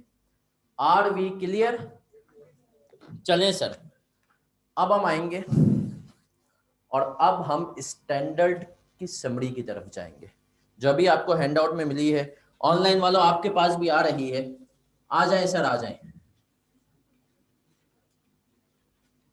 इस तरीके की सिंगल पेज समरी हर आईएएस की मैं आपको दूंगा, और एक समरी सिंगल पेज होगी और एक समरी दूसरी होगी सर हैंड रिटन, वो आईएएस खत्म होने के बाद दूंगा, जिसके अंदर आपको रिवीजन आसान बनाने के लिए बातें होंगी कि किस तरीके से रिवीजन को हमने आसान बनाना है, और इंशाल्लाह आप बनाएंगे। क्योंकि सर मुझे एज अ टीचर इस बात का अंदाजा है, आखिरी दिन रिवीजन में हालत टाइट हो जाती है ना सर? समझ में नहीं आ रहा होता क्या देखें और क्या नहीं देखें। मार्क करवाऊंगा क्लास में, लास्ट डे रिवीजन क्वेश्चन, इनको आखिरी दिन देखना है। लर्निंग आउटकम क्लास में लिखेंगे, जिससे तुम्हें अंदाजा होगा कि यार ये पूरा सवाल इंपॉर्टेंट नहीं, इसमें ये पॉइंट इंपॉर्टेंट है, इसको देख लो तो पूरा सवाल कवर हो गया। चले सर, हम आगे आते हैं और हमने कहा आईएएस 16 देख रहे हैं सर, रिकॉग्निशन एंड मेजरमेंट के नाम से आ रहा है property plant and equipment. Page इसका दूसरा पेज ही है, नजर आप सबको आ रहा है, 1 पेज समरी है, इसके अंदर आईएएस को कवर कर दिया गया है। डेफिनेशन में आपको शुरू में बता चुका हूं। प्रॉपर्टी प्लांट एंड इक्विपमेंट क्या होते हैं सर? टेंजिबल एसेट जो कि कितने पर्पस के लिए यूज होते हैं? कौन कौन से? Production, administration, supply of goods and services और रेंटल्स। ये भी चीजें सर याद करो। देखो मैं कोशिश करता हूं कि जो है ना, क्योंकि मैं दिल से एजुकेशनिस्ट हूँ, पढ़ता रहूँ ना एजुकेशनल साइकोलॉजी। पिछले दिनों मैंने उसके ऊपर कुछ चीजें पढ़ी, सुनी, तो मुझे अंदाजा हुआ कि जो हम जो है ना सर, आपको पता होगा कि हम फिल्म देखते ना भूलते नहीं है, पूरे पूरे डायलॉग याद होते हैं, और यहाँ पे टीचर बेचारा पढ़ाने भूल जाते हैं। वजह क्या होती है सर? वजह ये होती है, फिल्म में स्टोरी भी चल रही होती है, इंटरेस्टिंग भी होता है, यहाँ पे इनमें इंटरेस्टिंग होता ही नहीं है ना सर। और दूसरी बात, कुछ टिप्स हमें नहीं पता होती। अब मैं आपको टिप्स भी बताऊंगा सर थ्योरी को याद करने की। आपने थ्योरी में ये याद रखना होता है नंबर। सर थ्योरी में नंबर, यस। कितनी बातें हैं ये याद रख लोगे ना, पीपी के अंदर 4 बातें, तो खुद ब खुद तुम्हारा दिमाग तुम्हें रिकॉल करा देगा कि सर ने कहा था ये कितनी बातें, 4 बातें हैं। मैं जब यहाँ से वापसी जा रहा होता हूँ ना केएनएस से या ऑफिस से, तो मैं घर में फोन करके पूछता हूँ क्या चाहिए, तो एक लंबी लिस्ट आ जाती है, दूध, दही, अंडे, डबल रोटी, XYZ। तो मैं कहता हूँ मुझे नंबर्स बता दो कितने, 7 8। तो मतलब 8 चीजें चाहिए ना, तो फिर मेरा दिमाग मुझे खुद रिकॉल करा देता है 6 हुई हैं, अभी 2 बाकी हैं। तो सर ये आदत डालो। सर ने फिर कैफे ने सेमिनार में एक चीज पढ़वाई है, रट्टा नहीं मारना, लेकिन तुम्हें दिमाग में रख लेना है कि यार इन्फ्लेशन के अंदर ये 6 बातें, बस 6 बातें याद रखना, 6 तो तुम्हें इंशाल्लाह पेपर में रिकॉल होंगी। तो इस चीज की आदत डालो। एक और इंपॉर्टेंट चीज, रजिस्टर के ऊपर नंबरिंग करना सीखो। बहुत सारे बच्चे नहीं करते, रिवीजन बहुत आसान बना देगा। नंबरिंग करो 1 2 3 4 5 6, उससे तुम्हें अंदाजा होगा कि ये चीज, मतलब ये क्वेश्चन है, क्वेश्चन पेज के साथ लिखो पेज नंबर 54, तो तुम्हें बता देगा कि यार ये चीज पेज नंबर 54 पे रजिस्टर किया, आसानी हो जाएगी रिवीजन में। सही है सर? तो आए, अब मैं आ रहा हूं पीपी की definition, 4 purpose, production, admin, supply और रेंटल। सही है सर? अगली चीज आऊंगा इनिशियल रिकॉग्निशन के ऊपर। उसमें इसने कहा कॉस्ट के अंदर कितनी चीजें आएंगी? 3। अब याद रखो कॉस्ट के अंदर कितनी चीजें बता रहा है? कह रहा है कॉस्ट कंप्राइज, पहली चीज क्या है? Purchase price plus import duties and, इसके आगे लिख लो नॉन रिफंडेबल। नॉन रिफंडेबल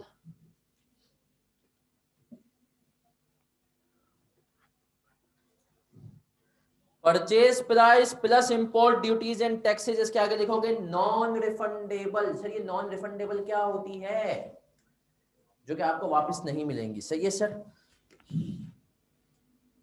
फिर कह रहा है any cost directly attributable to bringing the asset to the location and condition necessary for it to be capable of operating in a manner intended by management, इसको हम क्या कहते हैं? Directly attributable cost.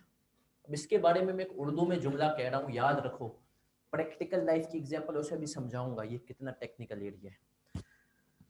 हमने कहा, इसको सिर्फ उर्दू में जुमला रख लो, अभी तीनों पॉइंट्स की एक्सप्लेनेशन दूंगा, लेकिन इसका सेकंड पॉइंट का लिखो उर्दू के अंदर, हर वो कॉस्ट, लिखो हर वो कॉस्ट, हर वो कॉस्ट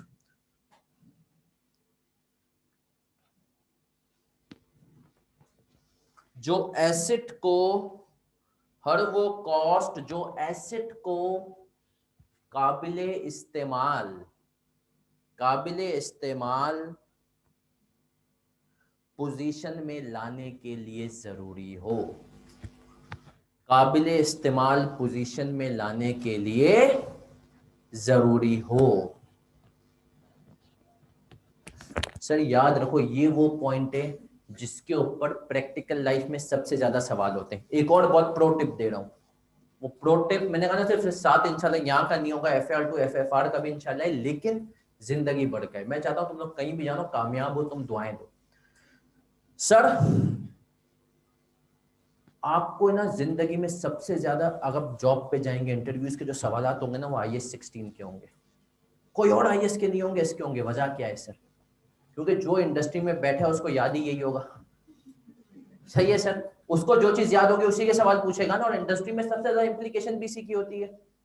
हर कंपनी एसेट खरीदती है ना सर, हर कंपनी एसेट खरीदती है तो उसको वो याद होता है जिसको तुमसे करना है, तो इसके सवाल होंगे तो इसकी बेसिक बड़ी इंपॉर्टेंट हो। और इसके अंदर जो दूसरा पॉइंट था डायरेक्टली एट्रीब्यूटेबल कॉस्ट, इसके ऊपर मेरी केपीएमजी के पार्टनर से, बिग फोर के पार्टनर से बहस हुई हुई है। सही है सर, पहली चीज परचेज प्राइस, उसकी गहराई में भी जाएंगे। दूसरी चीज डायरेक्टली एट्रीब्यूटेबल। तीसरी चीज क्या कह रहा है, initial estimate of the cost of dismantling and removing the item and restoring the site on which it is। sir what is dismantling, अगर मैं आपसे पूछूं what is dismantling, उखाड़ पछाड़। हमने कहा सर डिसमेंटलिंग का मतलब होता है कि एसेट को डिसमेंटल करना, इंस्टॉलेशन का अपोजिट, इंस्टॉल डिसमेंटल। सही है सर, उखाड़ना, जगह को साफ करना। सही है सर, इसकी कॉस्ट को भी उसने कहा कि आपको एसिड की कॉस्ट का हिस्सा बनाना है। तो अगर अब मैं आपसे पूछूं एसिड की कॉस्ट में कितनी चीजें आएंगी, 3। कौन कौन सी, purchase price, non refundable taxes and duties, और डायरेक्टली एट्रीब्यूटेबल कॉस्ट ना। तो हमने कहा सर अगर हम बात करें कॉस्ट ऑफ एसेट की, किसकी, तो 3 चीजें भैया। पहली चीज purchase price. Sir purchase price कैसे निकलती है, एक हमारे पास होती है लिस्ट प्राइस, लिस्ट प्राइस का दूसरा नाम क्या होता है, रिटेल प्राइस। उसमें से हम क्या लेस करते हैं, ट्रेड डिस्काउंट, है ना सर, ये सब आइए में पढ़ चुके हैं, चीते हैं सब। तो हमारे पास क्या आ जाती है, परचेज या इनवाइस प्राइस, है ना सर। और फिर हमने कहा सर उसमें से क्या चीजें ऐड हो जाती हैं, नॉन रिफंडेबल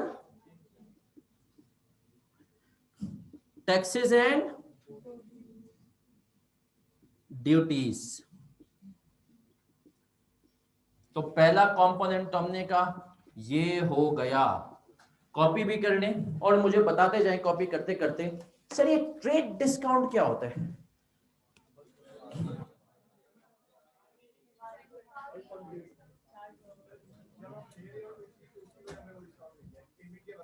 ट्रेड डिस्काउंट, हमने कहा यस सर, हमने कहा ट्रेड डिस्काउंट फॉरन से आपको पेमेंट के ऊपर वो डिस्काउंट जो पेमेंट पे बेस ना करे। सही है सर, जो पेमेंट पे बेस करता है उसको क्या कहते हैं, कैश डिस्काउंट। पेपर में एमसीक्यू आ रहा है, cash discount affects the cost of asset, true और false,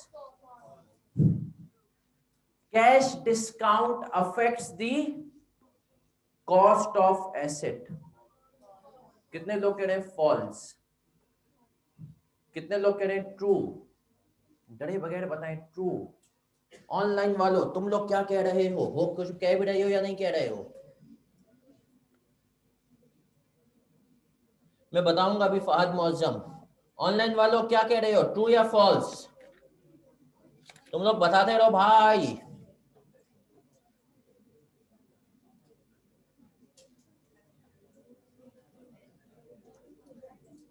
sir false.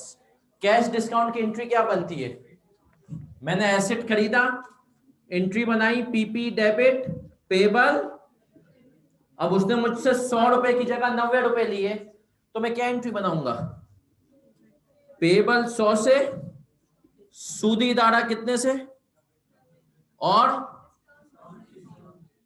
Discount income कितने से। इसने कहीं एसेट की कॉस्ट को इंपैक्ट किया कैश डिस्काउंट ने, तो कैश डिस्काउंट एसेट की कॉस्ट को इंपैक्ट क्या होगा, फॉल्स। क्या होगा, आर वी क्लियर। चले सर अब आएंगे मेरे सबसे फेवरेट एरिया के ऊपर, डायरेक्टली एट्रीब्यूटेबल कॉस्ट। क्या है सर ये डायरेक्टली एट्रीब्यूटेबल कॉस्ट? अब यहां पर पता चलेगा कि आईए का पेपर कैसा हुआ है।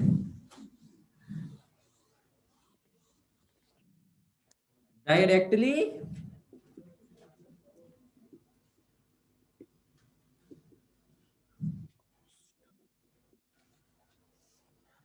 चले सर, अब सुनना है, ये कॉपी करने के बाद अब आपने सिर्फ सुनना है। Sir what is directly attributable cost? हर वो कॉस्ट जिससे ये साबित हो जाए कि एसेट के लिए जरूरी थी। एग्जाम्पल्स जो तुम लोग पढ़ चुके हो ना, आईएमएस के एग्जाम्पल्स, तो इंस्टॉलेशन है ना सर, इंस्टॉलेशन कॉस्ट, ट्रांसपोर्टेशन है ना सर,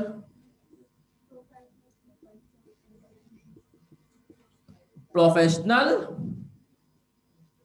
फीस है ना सर, और साइट प्रिपरेशन, वाओ, और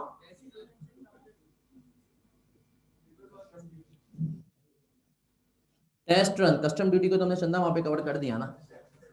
और हमने कहा और इंश्योरेंस इन ट्रांजिट,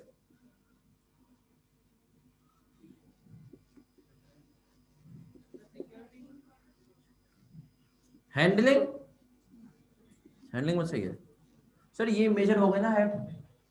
अब मैं आपसे कुछ सवालात पूछूंगा, आपने जवाब देना है। अब ये तो आपको पता है डायरेक्टली एट्रीब्यूटेबल कॉस्ट, हर वो कॉस्ट जिससे ये साबित हो जाए एसिड को उसकी पोजीशन में लेने के लिए जरूरी है। आपने कहा सर ये मोटे मोटे एक्सपेंस होते हैं, हम आईए में पढ़ चुके हैं, हमको सब पता है। अब आए कितना पता है सर? हमने कहा हमारे एक एम्प्लॉय कंपनी में बैठ के पूरा दिन ठंड मचा दे, कुछ कर भी नहीं कर सकते, सोर्स पे आए हुए है ना सर, लेकिन मैनेजमेंट को बुरे भी लगते हैं, बोला है ये डायरेक्टर के साहिबजादे, लेकिन यार ये अच्छी बात तो नहीं है ना कि यार कुछ काम भी ना करें, कुछ तो काम लो जब सैलरी दे रहे हो तो। मैनेजमेंट ने उनको बोला कि यार आप कौन है, आपकी क्वालिफिकेशन क्या है? उन्होंने कहा डायरेक्टर का बेटा हूँ। उन्होंने कहा नहीं वैसे क्या है, बोला इंजीनियर हूँ। हमने कहा ठीक है। हमने कहा एक प्लांट लिया है, अब आप इंजीनियर हैं, उसकी इंस्टॉलेशन है, इंस्टॉलेशन करवाने के लिए प्रोफेशनल की जरूरत पड़ती है, लेकिन सर आप तो बड़े काबिल आदमी हैं, हम प्रोफेशनल को नहीं हायर कर रहे, हम चाहते हैं इंस्टॉलेशन आप सुपरवाइज करें, पूरा 1 महीना चलेगी। कितना महीना चलेगी? उन्होंने कहा ठीक है, खुश हो गए। आपने उनको चने के झाड़ पे चढ़ाया, उन्होंने कहा ठीक है मैं करूंगा। उनको आप सैलरी दे रही है कंपनी 1 लाख। अब सवाल ये है उनकी सैलरी क्या एसिड की कॉस्ट का हिस्सा बनेगी उस महीने की जिसमें उन्होंने एसिड पे काम किया? कितने लोग कह रहे हैं नो? कितने लोग कह रहे हैं यस? भाई कभी कभी जो है ना, डरना नहीं चाहिए, अगर आप हो सकता है कोई और ना हो। कितने लोग कह रहे हैं यस वाले? मेरा सवाल यह है, सुनना गौर से, एक साहिब हैं, कोई एडिशनल सैलरी नहीं, ठंड मचाते हैं कंपनी के अंदर, कोई काम नहीं करते, लेकिन हमने उनको बोला आप इंजीनियर हैं भाई, आप आए और कंपनी के जो है ना एक प्लांट इंस्टॉल हो रहा है, और आप प्लांट के इंस्टॉलेशन में इस महीने सुपरवाइज आप करेंगे, क्योंकि अगर आपने सुपरवाइज कर दिया तो हमें प्रोफेशनल को हायर नहीं करना पड़ेगा। आपकी महीने की सैलरी उनकी 1 लाख की थी, सीईओ ने आपसे पूछा 1 लाख की सैलरी को एसिड की कॉस्ट का हिस्सा बना दूं? कितने लोग कह रहे हैं यस बना दे? हाथ उठाएं, डरे बगैर हाथ उठाएं जो कह रहे हैं यस बना दें। 3 लोग आ गए सर, 4 लोग, 5 लोग, और ये 5 लोग सही हैं। IS-16 में कहीं भी इंक्रीमेंटल का वर्ड साबित हो जाए कि अगले बंदे ने एसिड पे काम किया है, उसकी सैलरी भी एसिड की कॉस्ट का हिस्सा बनेगी। ये गलती यहां पर सही कर लो, FAR 2 में भी टेस्ट होती है। क्या मतलब सर? लिखो अपने पास, for directly attributable cost It is not necessary. It is not necessary that cost should be incremental. That cost should be incremental. याद रखना sir, directly attributable, for directly attributable cost, it is not necessary that cost should be, साबित करना है कि उसका ताल्लुक था acid की प्रिपरेशन में। वो जो साहब ठंड मचाते थे, आप उनको सैलरी वैसे भी देते थे और ऐसे भी दे रहे हैं। फर्क क्या है, पहले वो कुछ नहीं करते थे, सैलरी दे रहे हैं, अब वो एसिड की इंस्टॉलेशन करवा रहे हैं, सुपरविजन कर रहे हैं उसकी। आपने कहा साबित हो गया, इस महीने इसकी एनर्जी किस पे लगी है, एसिड की इंस्टॉलेशन पर। तो इसका मतलब ये है कि हमें इसकी कॉस्ट को क्या करना है, सैलरी को भी कैपिटलाइज। क्या एंट्री बनेगी, सुनना सर, यही तो मसला है, तब भी सैलरी जा रही होती, फर्क होता। अगर वो नहीं काम करते, हम एंट्री बनाते सैलरीज एक्सपेंस डेबिट बैंक। अब वो काम कर रहे हैं, हम एंट्री बनाएंगे एसिड डेबिट बैंक। तो उनकी सैलरी अब एसिड की कॉस्ट का हिस्सा बन रही है। कोई सवाल था? सही है। तो याद रखना, इंक्रीमेंटल का वर्ड साबित हो जाए कि अगले ने एसिड पे काम। सर पूरे सवालात आते हैं इस कॉन्सेप्ट के ऊपर FAR 2 में 17 नंबर के, और बच्चे की यही बेस गलत बनी हुई होती है कि नहीं सर इंक्रीमेंटल। आइए 16 को छान मारो, कहीं भी वो इंक्रीमेंटल का वर्ड यूज नहीं करता। वो कहते हैं डायरेक्टली एट्रीब्यूटेबल हो, साबित हो जाए कि बंदा काम एसिड के ऊपर कर रहा है, उसकी सैलरी को क्या कर दो, कैपिटलाइज। दूसरी एग्जांपल दे, एक मिनट सवाल लेता हूं। हमने कहा दूसरी एग्जांपल, भाई लेबर चाहिए थी हैंडलिंग के लिए, लेबर चाहिए थी। आपने अपनी लेबर को कहा कि भैया 15 दिन तुम एसिड के जो इंस्टॉल हो रहा है या जो कंस्ट्रक्ट हो रहा है उसके साथ लग जाओ, 15 दिन की सैलरी को एसिड की कॉस्ट का हिस्सा बना देंगे। Directly attributable. इंक्रीमेंटल का वर्ड याद रखना, ये कॉन्सेप्चुअल गलती है, सवाल था। तो भी हमने अब उसका ताल्लुक एसिड, ठंड मचाना इज नॉट नेसेसरी, साबित हो जाए कि अगले की एफर्ट्स किस पे लगी हैं।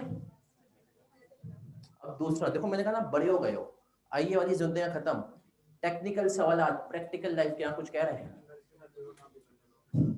तो फिर हम अपोर्शन करेंगे। तेरे जज्बात की कदर की है, सवाल करवाऊंगा। किसी जमाने में आईकेप ने सवाल किया दिया है, मैनेजर है उसका 75% टाइम जो है ना एसिड पे लग रहा है, 25% कहीं और, तो उसकी 75% सैलरी क्या हो जाएगी। अब एक और सवाल सोच समझ के, देखो ये सारे प्रैक्टिकल लाइफ के सवाल है। मैंने कहा ना इन सवालों में बच्चा फेल होता है, क्योंकि सर बचपन में इजी सवाल करके आता है। अब आए सर, अब एक और सवाल यहाँ प्लीज। हम बना रहे हैं एक अदद इमारत, क्या बना रहे हैं, बिल्डिंग। बिल्डिंग बनाने के लिए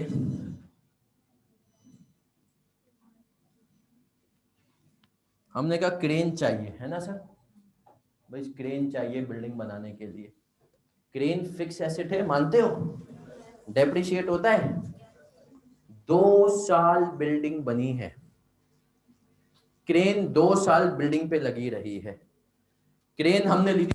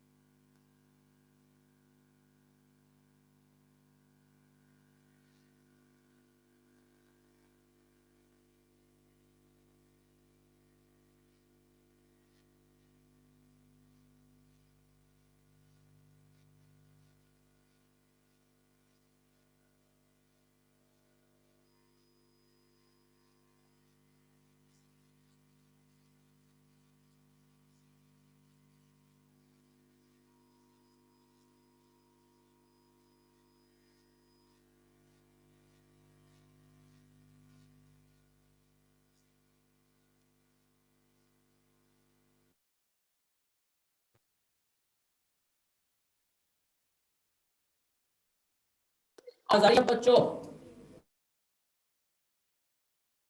आवाज आ रही है? हाँ अब आवाज आ रही है बच्चों आप लोगों को, चले जी।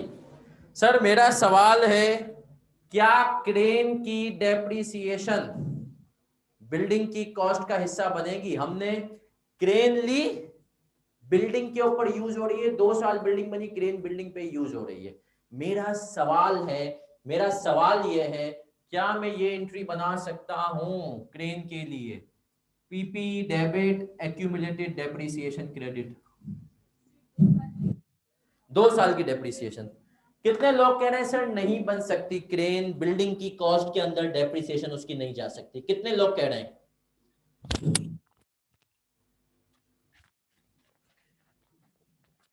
नहीं जा सकती, हाथ उठाएं, हाथ उठाएं। सर ये जो कह रहे हैं नहीं जा सकती, ये गलत कह रहे हैं, जा सकती है। भूल गए आईएस 2 में क्या इन्वेंट्री की कॉस्ट में डेप्रिसिएशन जाती थी? क्या इन्वेंट्री की कॉस्ट के अंदर मशीन की डेप्रिसिएशन शामिल होती थी आईएस 2 में? नहीं याद आ रहा? आओ तुम्हें आईएस 16 से पढ़ा देते हैं। आओ आओ आओ सर। सर यही तो मसला है, आईएस सब बातें कहता है। समरी पे आओ, समरी पे आओ।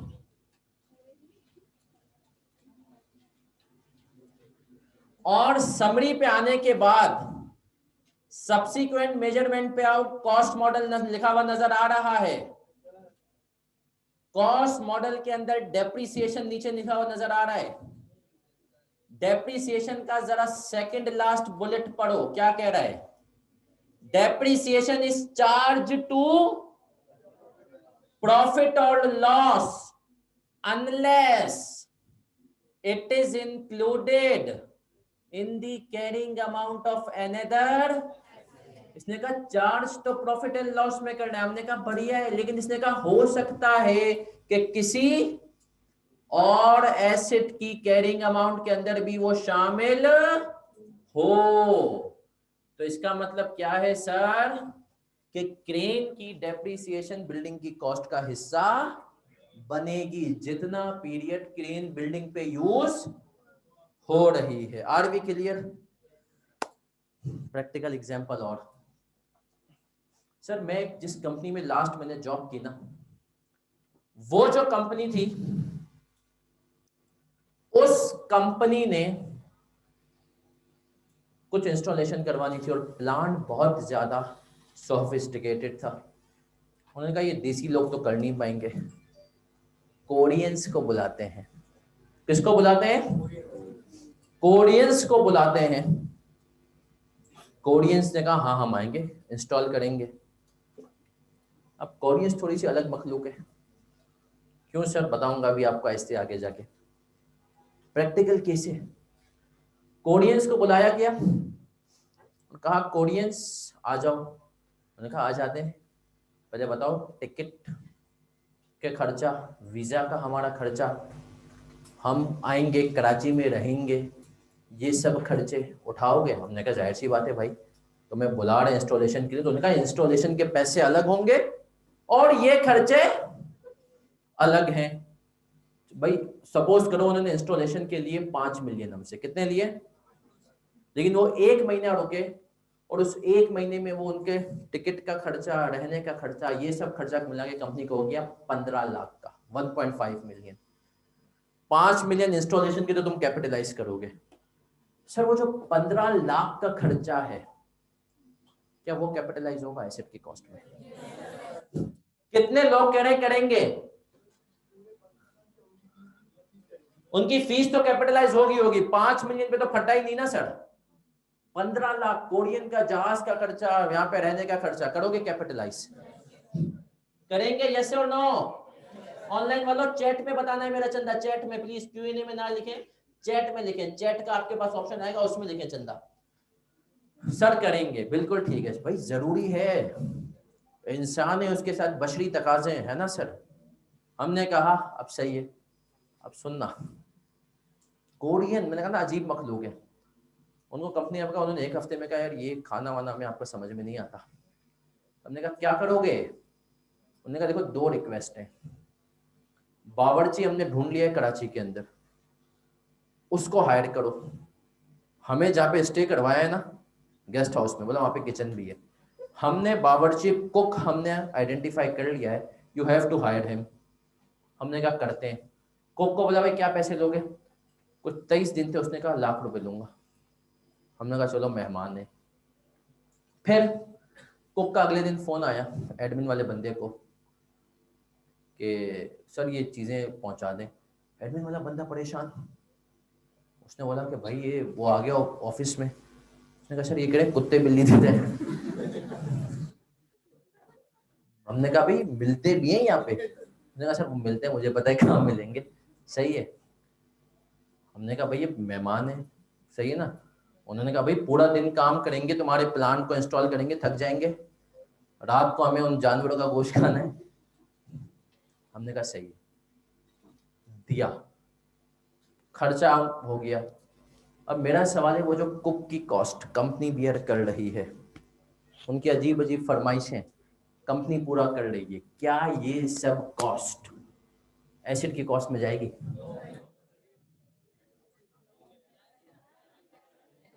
यस और नो? कितने लोग कह रहे हैं यस, कितने लोग कह रहे हैं नो? सर ये भी जाएंगी। भाई कोरियन आया हुआ है, उसने कहा मैं अगर इंसान आया हूं तो सिर्फ इंस्टॉलेशन तो सही है, और भाई मेरे बाकी भी तो बशरी तकाजे हैं, खाना पीना सोना, इन सब को तुम जो पूरा करोगे उसकी कॉस्ट भी क्यों इनकर कर रहे हो? डायरेक्टली एट्रीब्यूटेबल जरूरी था एसिड को उस पोजीशन में लाने के लिए, वो भी जाएगी। ठीक है सर, आर वी क्लियर? तो याद रखना हर वो कॉस्ट जिससे ये साबित हो जाए एसिड के लिए जरूरी थी, चाहे बेशक वो इंक्रीमेंटल ना हो, कंपनी ऑलरेडी उसको इनकर कर रही हो, लेकिन वो कैपिटलाइज, जैसे डेप्रिसिएशन, कंपनी बिल्डिंग पे यूज करे ना करे डेप्रिसिएशन तो चार्ज करेगी, लेकिन अगर यूज करेगी तो एसेट में जाएगा, सैलरी। अब हमने कहा सर एक दिन सपोज करो कोरियन आपस में लड़ पड़े, कोरियन आपस में, और दूसरे ने, मतलब एक कोरियन ने दूसरे को रॉक बॉटम मार दिया। सही है सर, मतलब रेसलिंग का एक उसने दाव वाव मारा और मशीन का एक पुर्जा टूट गया। अब उसके बगैर कोरियन कह रहे मशीन नहीं चल सकती। अब आपने कहा यार पुर्जा रिप्लेस करना पड़ेगा। उस पुर्जे की कॉस्ट थी ₹2,00,000। क्या वो 2 लाख कैपिटलाइज होंगे?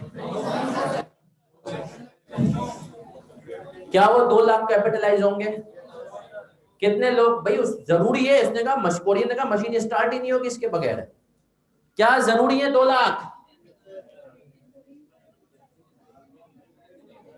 नहीं सर, हमने कहा ये वो कॉस्ट है जो हमारी नेग्लिजेंस की वजह से इनकर हुई है। तो ये कौन सी कॉस्ट है? अपने पास नोट लिखो, any cost, any cost incurred, any cost incurred at the time of installation, at the time of installation or construction, any cost incurred at the time of installation or construction of PPE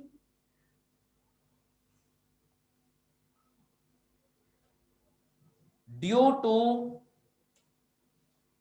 negligence or ignorance, due to negligence or ignorance on part of company, on part of company will not be capitalized, will not be capitalized। फिर repeat करता हूं, any cost incurred due to any cost incurred at the time of installation or construction of PP due to negligence or ignorance on part of company will not be capitalized। CA final में एक सवाल आया, सुनना, CA final का एक सवाल discuss करना। Asset आ गया पोर्ट पे, अब पोर्ट पे एसेट आ गया, क्लियर हो गया ना, तो आपको उठाना होता है एसेट को वहां से पोर्ट से और अपनी फैक्ट्री में अपने पास कहीं लेके आना होता है। कंपनी ने ईद की छुट्टियां चल रही थी और डिले कर दिया उसका, सही है। अब पोर्ट पे एसेट पड़ा हुआ है, आपको डेली के हिसाब से डेमरेज चार्जेस लग रहे हैं, उसको कहते हैं डेमरेज चार्जेस। दिन के आपको 10,000 के डेमरेज चार्जेस लग रहे हैं, आपने 10,000 के हिसाब से 1,00,000 के डेमरेज चार्जेस जो है इनकर कर लिए। क्या वो 1,00,000 के डेमरेज चार्जेस एसेट की कॉस्ट में शामिल होंगे? No sir. Are we clear sir? हर वो कॉस्ट जो कि कंपनी की गलती की वजह से इनकर हुई हो at the time of installation, वो एसेट की कॉस्ट का हिस्सा नहीं बनेगी। Are we clear sir? तो हमने कहा purchase price directly attributable. Sir तीसरी चीज कौन सी है? इसको सिर्फ अभी हम लिखेंगे, समझेंगे इंशाल्लाह अगली क्लास में।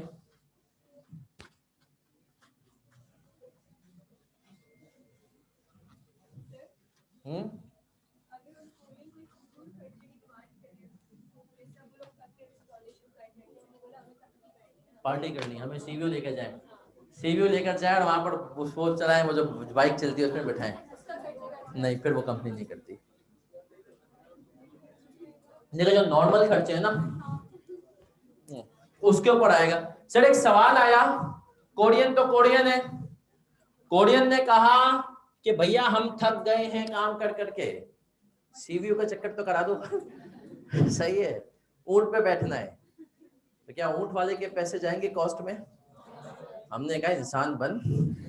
सही है, जो तेरे नॉर्मल तकाजे हैं ना उनको तो पूरा करेंगे भाई हम। मतलब ये अगर तू तफरियां कल कला को तूने कहा कि हम कुछ और भी कर लें, हम तेरे हर खर्चे थोड़ी पूरे करेंगे भाई। आए सर आए।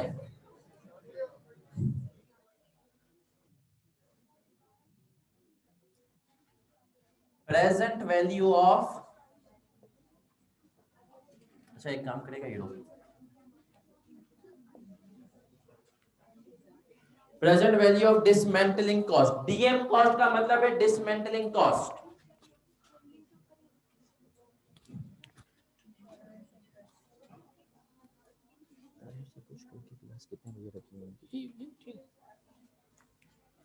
सर ये डिसमेंटलिंग कॉस्ट के ऊपर पूरी अकाउंटिंग सिखानी, क्योंकि मुझे पता है 95% अवाम ने नहीं पढ़ा हुआ है ना सर? अगर पढ़ा हुआ है कल पता चलेगा। हमने कहा कि सर 95% अवाम यूजुअली नहीं पढ़ती, 5% अवाम पढ़ के आती है, क्योंकि आपके उसमें पूछा नहीं। लेकिन सर ये भी एक जरूरी कॉस्ट होती है, ये क्यों कैपिटलाइज होती है? मैं तो सर मुझे यहीं से एक बात आ गई दिमाग में, एक चीज आ गई सर, अब सुनिएगा मेरा बच्चा बहुत गौर से।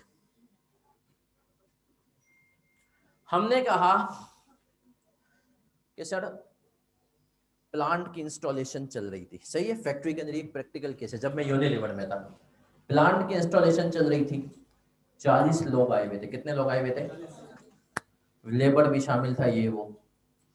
अब हमने कहा यार यूनिलीवर तो यूनिलीवर है, बड़ी कंपनी है।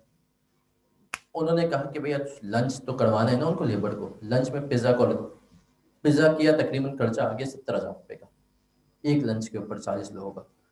सवाल ये है वो 70,000 के एसेट की कॉस्ट में कैपिटलाइज होंगे? प्लांट की इंस्टॉलेशन है, इंस्टॉलेशन के दौरान लंच ब्रेक आया है, उसमें वो हो रहा है, तो क्या कैपिटलाइज होगा? यस और नो? कितने लोग कह रहे हैं यस? यस सर, कैपिटलाइज होगा, जरूरी है भाई, बशरी तकाजे हैं। अब चाहे दाल खिलाओ या पिज्जा खिलाओ, खाने पीने की जो नॉर्मल कॉस्ट है वो क्या होगी सर? तो याद रखना डायरेक्टली एट्रीब्यूटेबल में साबित हो जाएंगे, जरूरी। हमने कहा उसको खिलाएंगे नहीं, वो काम नहीं करेगा भाई, है ना सर? तो याद रखना होगी इंक्रीमेंटल का वर्ड। चले सर, अब आप अपने रजिस्टर बंद रख लें, हम हर क्लास के एंड में हमारा काम होगा कि हम एक दफा जो आज की क्लास में पढ़ा उसको रिवाइज करेंगे। और मुझे आपकी याददाश्त पे इतना भरोसा है कि अगली क्लास के शुरू में भी रिवाइज कराऊंगा, है ना सर? तो हमने कहा सर इम्पेयरमेंट को वन लाइन में डिफाइन करूं तो क्या होता है? एसेट की बेनिफिट देने की सलाहियत में कमी को हम क्या कहते हैं? इम्पेयरमेंट। सही है सर। फिर हम और आगे बढ़े, हमने कहा एसेट की बेनिफिट देने की सलाहियत में कमी को हम कहेंगे प्यार से इम्पेयरमेंट। इम्पेयरमेंट में हमें 3 चीजें चाहिए होती है, कैरिंग अमाउंट, फेयर वैल्यू और वैल्यू इन। अभी सिर्फ हम कैरिंग अमाउंट पे, कैरिंग अमाउंट के लिए हम चले गए IAS 16 के पास। हमने कहा IAS 16 भाई हमें बताओ तुम्हारा ऑब्जेक्टिव क्या था आने का। उसने कहा ताकि लोगों को सिखा सकूं कि प्रॉपर्टी प्लांट एंड इक्विपमेंट की अकाउंटिंग कैसे करनी है। इसको उसने कहा जहां जहां प्रॉपर्टी प्लांट एंड इक्विपमेंट की बात आएगी आपकी निगाहें किसकी तरफ आनी चाहिए, मेरी तरफ। हमने कहा तुम्हारी डेफिनेशन क्या है। उसने कहा मेरी डेफिनेशन में 4 बातें हैं, 1 साल से ज्यादा तो यूज होगा ही होगा। 4 पर्पस के लिए, कौन कौन सा? Production, rental to others, supply of goods और सर्विसेज और एडमिनिस्ट्रेशन। सही है सर। फिर हमने कहा एसिड के अंदर कितनी बातें होती हैं, 2, फ्यूचर बेनिफिट और कंट्रोल। फिर हम गए और हमने कहा कि सर एसिड की कॉस्ट में, पीपी की कॉस्ट में कितनी चीजें आती हैं, 3, purchase price, trade discount minus करेंगे, टैक्सेस ड्यूटीज ऐड करेंगे। डायरेक्टली एट्रीब्यूटेबल कॉस्ट में हमने क्या कहा, इंक्रीमेंटल को नहीं देखना। साबित हो जाए कि एसिड से ताल्लुक है तो वो कैपिटलाइज, हाँ वो कॉस्ट कैपिटलाइज नहीं होगी जो कि हमारी नेग्लिजेंस या इग्नोरेंस की वजह से इनकर हो रही है। Are we clear? Dismantling cost कब पढ़ेंगे? कल की क्लास कितने बजे? सेम टाइम 12:15 बजे से लेकर 2:45 तक। अपना ख्याल रखिएगा, कल मिलेंगे इंशाल्लाह और मजीद आगे बढ़ेंगे। किसी का कोई भी सवाल हो तो वो आके पूछ सकता है। 10 मिनट में इंशाल्लाह ऊपर जमात भी होगी जोड़ की। अल्लाह हाफिज। ऑनलाइन वालों आपको भी सवाल मिल, सही है सर? अल्लाह हाफिज बच्चों।